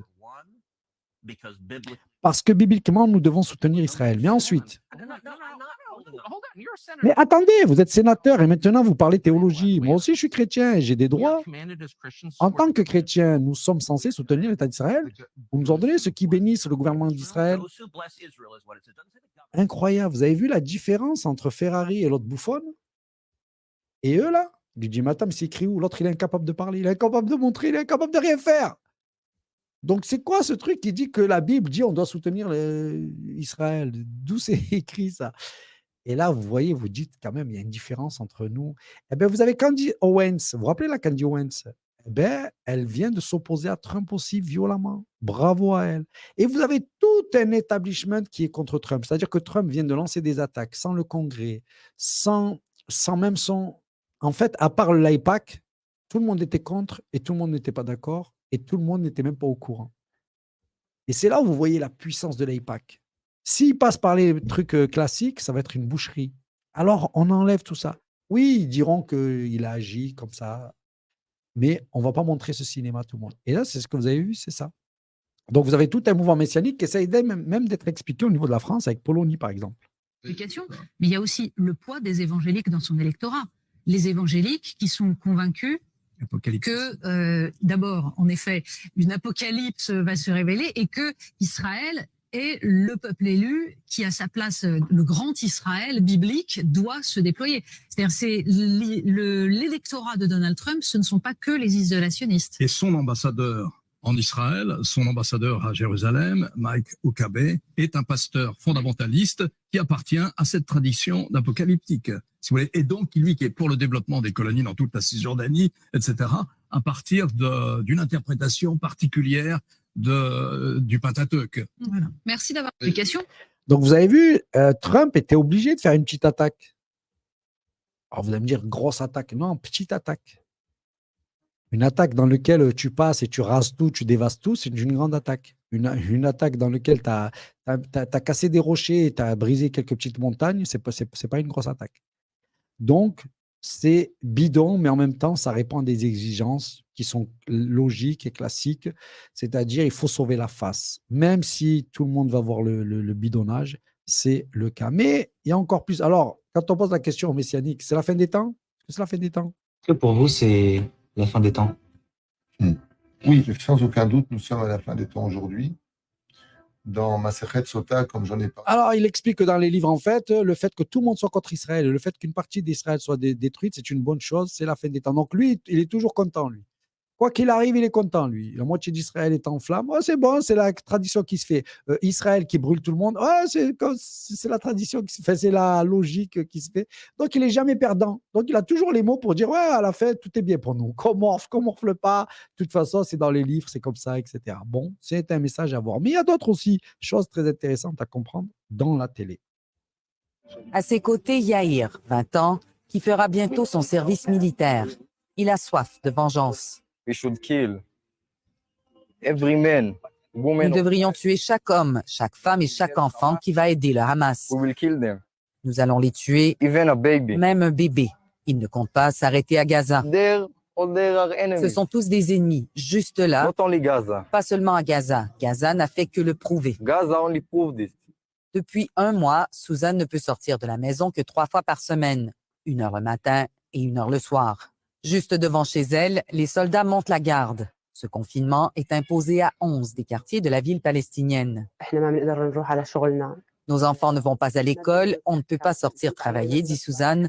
On ne peut même pas... Alors évidemment, ça c'est l'eschatologie, ça c'est ce que ces gens défendent. Mais allons un peu plus loin, regardez comment opèrent les Israéliens à l'intérieur même des sociétés palestiniennes. L'ancien directeur général de la police israélienne nous explique la méthode comment le Moussad se font incognito au milieu de la population palestinienne. Regardez, puis dites-moi ce que vous en pensez. Et c'est ainsi qu'on a construit une doctrine, celle d'une unité qui allait se fondre dans leur population. Les membres de ces commandos sont choisis et formés pour être capables de s'infiltrer dans n'importe quel village palestinien. Ils doivent ressembler aux locaux, aux Arabes. Par exemple, on n'accepte pas les blonds. Bon, s'ils sont blonds, on fait en sorte de transformer leur apparence. On coiffe leurs cheveux de manière à ce que ce soit ressemblant avec la population locale, y compris la barbe, les vêtements aussi bien sûr. Tout cela leur est enseigné pendant l'entraînement. Il y a ceux qui parlent très bien l'arabe, et puis il y a ceux qui doivent l'apprendre.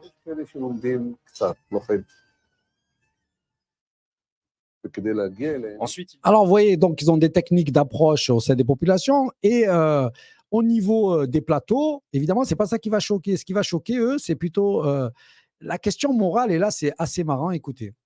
Pour parler d'un enjeu, celui de l'opinion publique occidentale, européenne, française, et pour convaincre les Européens et les Français, les Israéliens ont lancé une grande campagne de pub, il n'y a pas d'autre mot. Et une campagne de publicité.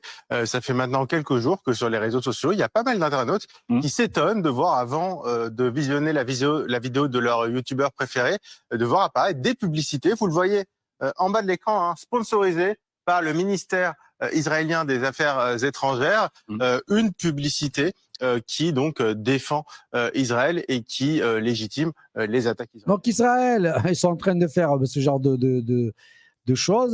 Donc quand vous allez sur YouTube ou sur tout un tas de choses, vous allez voir sponsorisé par... et en fait, c'est de la propagande, c'est ça. Mais la propagande qui est servie par tout le monde, notamment un Reichstag que mon ami Eric Montana aime beaucoup. De Franck Tapiro. Bonjour Franck. Bonjour Steve, bonjour les auditeurs. Merci d'être avec nous en studio et en direct comme chaque jeudi sur Radio J. Franck, vous êtes communicant, vous pilotez les Diaspora Défense Force, les DDF. On s'intéresse à l'actualité militaire et diplomatique particulièrement intense ces jours-ci. Zoom avec vous, tout particulièrement sur la ligne diplomatique de la France dans cette crise en cours entre Israël et l'Iran. Vous regrettez, Franck, le moonwalk d'Emmanuel Macron? Oui, Emmanuel Macron, que vous le savez, puisque je l'ai soutenu tellement pendant tellement d'années, depuis 2015, donc on ne peut pas dire que je suis un ami d'Emmanuel Macron, je suis plutôt un ami de longue date, mais comme toujours, je pense que quand on a un ami qui fait un pas de côté ou qui dit carrément n'importe quoi, il faut lui dire, il faut oser lui dire.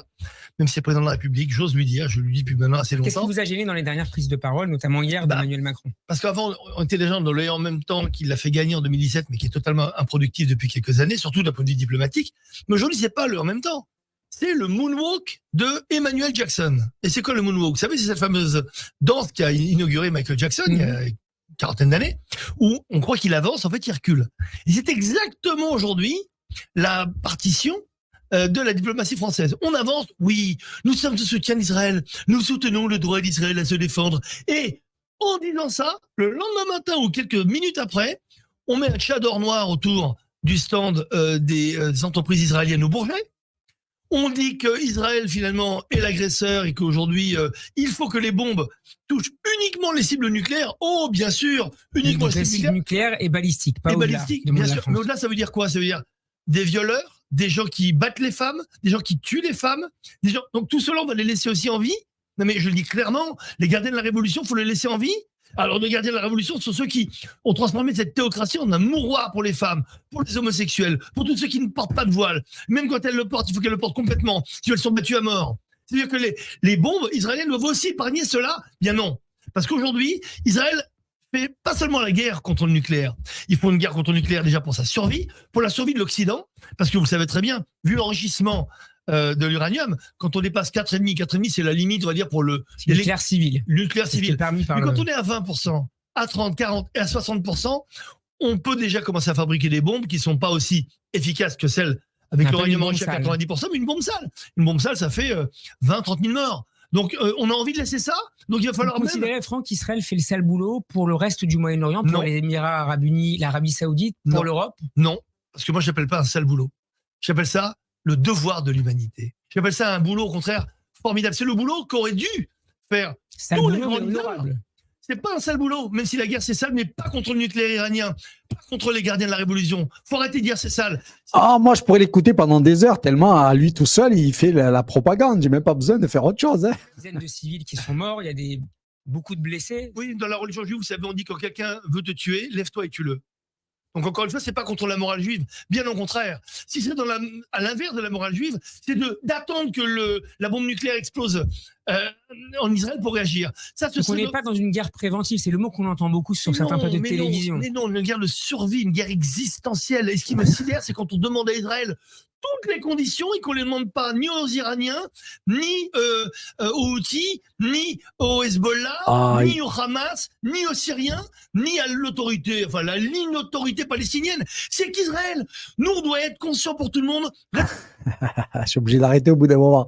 On est d'accord, mais honnêtement, tu manges des pop-corn, tu l'écoutes, tu te régales. C'est-à-dire que c'est exactement ce que c'est que la diplomatie israélienne. Des foutages de gueule. Mais le problème, c'est que ça ne marche plus. Avant, ça marchait tout le temps. Ça a marché pendant 50 ans. Le peuple qui a souffert, la grand-mère, le grand-père à toute la planète. Et après, tu apprends qu'il y avait des accords entre les Juifs qui sont allés vraiment mourir dans les camps nazis et puis les sionistes que Hitler a amenés dans des bateaux et puis il a envoyé des tractopelles et puis il leur a construit des villages. C'est quoi ce bordel? Ah ouais, il y a Juifs et Juifs sionistes. C'est pas pareil. Donc donc là, vous avez un pro-Israël. Et vous avez vu ce qu'ils disent de Macron? Vous avez vu comment ils tapent sur Macron? Parce que je vous ai dit, Macron fait partie de ces sionistes qui ne veulent plus de Netanyahou. Mais Tapiro est un profond soutien. Alors, il y en a un autre de soutien. Reichstadt. Alors lui, c'est celui qui a balance ton antisémite ou je ne sais quel autre site. Bon, j'y suis dedans. J'ai été énormément décrié dedans. Quel honneur. Quel honneur. Moi, j'aimerais dire au peuple israélien, ne vous inquiétez pas. Vous avez peut-être une partie de l'opinion dans le monde contre vous, mais vous êtes du côté de l'histoire, vous êtes du côté de la vérité, parce que ce que vous êtes en train de faire, c'est historique et c'est exceptionnel. Et je pense que tous les amis des démocraties le savent. Donc, bravo à Israël, bravo à Tsahal, qui est une supériorité incroyable, qui a réussi en quelques heures, finalement, à gagner la supériorité aérienne là où les Russes n'ont pas réussi à le faire en Ukraine pendant 3 ans. Donc, moi, je voudrais remercier Israël et le dire haut et fort, parce que dans certains médias, en effet, il y a des propos très anti-israéliens, mais je peux vous dire que les Français soutiennent Israël parce qu'ils savent qu'ils sont en train de nous défendre, de lutter contre le terrorisme islamiste qui nous menace tous. Donc bravo. Et les Israéliens sont en train de défendre nos valeurs, sont en train de défendre également la sécurité de l'Occident et la sécurité de l'Europe. Ce mec-là est prof d'histoire. Prof d'histoire au collège dans le parisien. Alors, c'était pas Reichstadt, je l'ai confondu. Il a la même gueule. Les gars, il est prof d'histoire dans un collège à Paris, putain. Heureusement que je ne suis pas dans ce collège. Heureusement que mon fils n'est pas dans ce collège. Voilà, je lui dis, tu fais un mollard, tu lui envoies direct dans la gueule. Heureusement, Israël fait le boulot. Pardon? Ah ouais, je sais, je ne suis pas un bon père. Là, ce que j'aurais dit à mon fils, c'est pas bien. Mais, non, mais honnêtement, prof d'histoire, le mec te raconte des conneries comme ça et tout. Mais pour vous dire que c'est pas si dangereux d'être prof dans un lycée de Noirs et d'Arabes. Parce que franchement, eux, ils te font croire que tous les Juifs sont en danger et tout. Et le mec, il arrive devant sur les plateaux, ils font le boulot, c'est super ce qu'ils font, vas-y Israël. Bon, c'est bien des conneries. Alors que d'habitude, on était habitué à BHL. Les femmes et les hommes libres du monde devraient dire merci à Israël. Voilà. On devrait savoir gré. Bon, lui, on y est habitué. Il y en a une autre qu'on est habitué, c'est elle. Et le fait aujourd'hui de ne pas se tenir aux côtés d'Israël, c'est pas seulement Israël que l'on trahit, c'est la démocratie, c'est l'Europe et c'est nous-mêmes. Oh, pardon, moi je crois que la démocratie, c'était la liberté d'expression, le droit international, la fin de l'occupation coloniale. Mais bon, je fais une vidéo sur Céline Pina, une meuf qui a dit que les gamins en Palestine, c'était pas grave s'ils mouraient parce qu'ils meurent dans des bombes pleines d'humanité. Donc, à ce niveau-là, on peut rien faire. Donc, bravo encore à tous ceux qui font du contenu et puis bravo à ceux qui, en France, avocats ou toute autre, évidemment, profession, se battent. Les avocats, c'est rare qu'ils font des manifs. Ben là, ils font des manifs pour le droit international. C'est à saluer. Il faut saluer aussi cette dame qui passe sur tous les plateaux télé. Font ce qu'elles veulent et si elles veulent venir avec un voile, elles viennent avec un voile. Deuxième point, s'il vous plaît, madame, vous avez parlé assez longuement. J'ai supporté de vous entendre, donc vous allez supporter de m'entendre. Oui, clairement. Top 5 des Poncheline de Catherine Tricot. C'est-à-dire que l'Israël, on la laisse avoir l'arme nucléaire, d'être en dehors des traités internationaux et on considère qu'elle est attaquée là aujourd'hui. C'est elle qui attaque. Non, ce que je veux dire, c'est que Emmanuel Macron. Juste répondre sur la laïcité, puisqu'on parlait tout à l'heure de ce que c'était que la laïcité à la française. La laïcité à la française, c'est que chacun peut vivre sa religion. C'est-à-dire qu'il y a la liberté de culte. Là, on a l'impression véritablement que votre... Bon, bravo à cette dame, vous l'avez tous vue, exceptionnelle. Elle est sur tous les fronts, tous les combats. Et elle rappelle une évidence. Ben oui, c'est une évidence. Soit il y a un droit et on est tous à la même enseigne, soit on ne l'est pas. Et je fais un gros salut à Monké qui est là. Salut mon frère Monké, j'ai fini dans quelques instants et je suis avec toi. Juste pour dire que ce sont des héros, ceux qui tiennent tête encore à tout cet establishment. Pour l'Iran. Ah oui, direct. Moi, je suis pour l'Iran. Ok, pourquoi? Parce que je suis un Algérien. Et nous, les Algériens, on est avec l'Iran. Obligatoire. Ah si. Vous pouvez avoir votre opinion. Ah si. Nous, on est avec l'Iran. D'accord. Moi, je suis avec l'Iran. Mais pourquoi? Parce que... L'autre, il a fait du mal. Qui a fait du mal? Israël. Ah oui, parce qu'il tue. Alors ça, c'était pour donner des boutons à Rotalio, s'il me regarde. Comme si de rien n'était. Ce que fait aujourd'hui le gouvernement de Benjamin Netanyahou est inacceptable. Nous ne voulons pas d'un Proche et Moyen-Orient où Gaza soit durablement occupé. La solution et la stabilité, c'est un Israël vivant en paix à côté d'un État palestinien. Monsieur Macron, Les Palestiniens de Gaza n'ont pas le temps d'attendre. Les bombes israéliennes continuent de tuer des civils par dizaines de milliers alors que vous attendez. Toute une population est affamée, Éradiqués, déplacée de force. déshumanisés. Plus de 17 000 enfants ont été tués Et des milliers d'autres blessés, mutilés. par l'armée israélienne depuis plus de 20 mois. Il est déjà beaucoup trop tard, mais il est encore temps d'agir maintenant. Nous attendons des actions concrètes dont vous avez la responsabilité. On salue aussi toutes ces ONG, toutes ces organisations qui font ce taf. Spécialiste de l'Iran. Au départ, l'Iran a paru complètement Et submergé. évidemment, tous ces chroniqueurs, ces spécialistes qui rappellent un peu des évidences. Il y a des frappes, on l'a vu, les cibles, c'est les sites nucléaires, mais qui sont très enfouis. Les missiles balistiques, mais ils sont dispersés. On semble parti pour une guerre longue, voire une guerre d'usure. Oui, il faut peut-être rappeler au début que cette guerre est complètement illégale du point de vue du droit international, parce que c'est quand même très important. On parle de pertes humaines des deux côtés. Donc l'attaque préventive, c'est pas reconnu par l'ONU. Les nombres de contradictions par rapport au droit international. Excusez-moi, c'est important parce que s'il était quand je regarde, de plus en plus j'apprends des choses, mais donc Israël n'a pas signé le traité de non-prolifération et accuse quelque part l'Iran qui l'a signé de mal le respecter. Grosse contradiction. Israël bombarde, sans parler des sites d'enrichissement d'uranium en Iran. L'AUA un petit peu timidement dit c'est pas normal, ils n'ont pas le droit. Donc c'est les attaques préventives. J'écoutais un Iranien ce matin. Il disait on a du mal à comprendre. Alors c'est un Iranien opposant de l'étranger. On a du mal à comprendre parce que quand Vladimir Poutine dit qu'il y a une menace existentielle avec l'adhésion de l'Ukraine à l'OTAN et donc Et là, évidemment, tous ces spécialistes qui viennent rappeler pourquoi ce n'est pas bien, c'est parce qu'il y a un droit international qu'on a signé, que beaucoup ont signé, donc il faut le prendre en considération, le jeter, mais ça ne peut pas être valable que quand c'est Saddam Hussein ou quand c'est Bamako. Ça ne peut pas être valable que quand c'est Milosevic. Il faut à un moment donné, il faut être concret. Et c'est dans ce sens-là que, évidemment, je tenais à rétablir donc cette thèse que vous avez vue, que j'ai fondée tout avec un tas d'éléments, etc. Donc, je vous laisse dans les commentaires dire est-ce que je délire ou pas entre ce mouvement sioniste qui se déchire, ce Netanyahou qui est lâché volontairement par toute une branche qui ne veut plus de lui parce qu'il remet l'existence d'Israël en place. Est-ce que vous êtes à peu près d'accord avec la ligne éditoriale de cette émission? Allez-y. Est-ce que je suis un fou berlu? Entre parenthèses, c'est pas une perruque, c'est mes vrais cheveux parce que j'entends des gens dire mais ça fait pas sérieux, c'est pas crédible, il met une perruque. Non les gars, c'est mes cheveux. Je suis désolé. En tout cas, je vais demander peut-être à mon ami Eric, tiens, allez, une petite contradiction, on ne va pas tous être de voir peut-être. Eric, est-ce que tu peux nous dire en 2-3 mots, toi, comment tu vois tout ça? Et puis, si tu as une thèse qui est déjà aboutie là-dessus. En tout cas, je remercie, on était presque 1 millier sur toutes nos plateformes, on est plus de 700 sur TikTok, 643, merci à vous. Pas TikTok, pardon, sur YouTube. Merci sur le compte de Eric Montana. Et puis sur TikTok, là, on est 137, mais évidemment, on a été supprimé quand on était à 600. Donc, on a un compte qui a été bloqué. À chaque fois que je fais une émission, je perds un compte de toute façon. Donc, merci évidemment à tout le monde. Merci de votre soutien, de votre gentillesse. Et je ne sais pas, Eric, si tu es là. Parce que des fois, il peut ne pas être là. Hein. Eh bien, il n'est pas là. En tout cas, on demandera à Eric la prochaine fois qu'est-ce qu'il pense un peu de tout ça. Merci à tous et à toutes d'avoir été présents. Allez, juste pour la petite histoire, donc les recommandations de l'ambassadeur d'Israël. Qu'est-ce qu'il attend de lui? De ne pas tirer sur nos civils, de ne pas toucher nos civils, de ne pas tirer massivement, comme on le fait jusqu'à présent sur nos civils. Ah bon, parce que vous... Et évidemment, notre ami Charles Goubi, qui est là évidemment pour faire le service après-vente. C'était ce qu'il fallait retenir aujourd'hui de tout ça. Merci à tous et à toutes. Je vous souhaite un bon dimanche, une bonne semaine. Courage à vous tous. Rendez-vous dimanche prochain. Assalamu alaikum wa rahmatullahi wa barakatuh. Que la paix, la miséricorde et la bénédiction de Dieu soient sur vous, amis chrétiens, juifs, musulmans et tous les autres humanistes. À bientôt.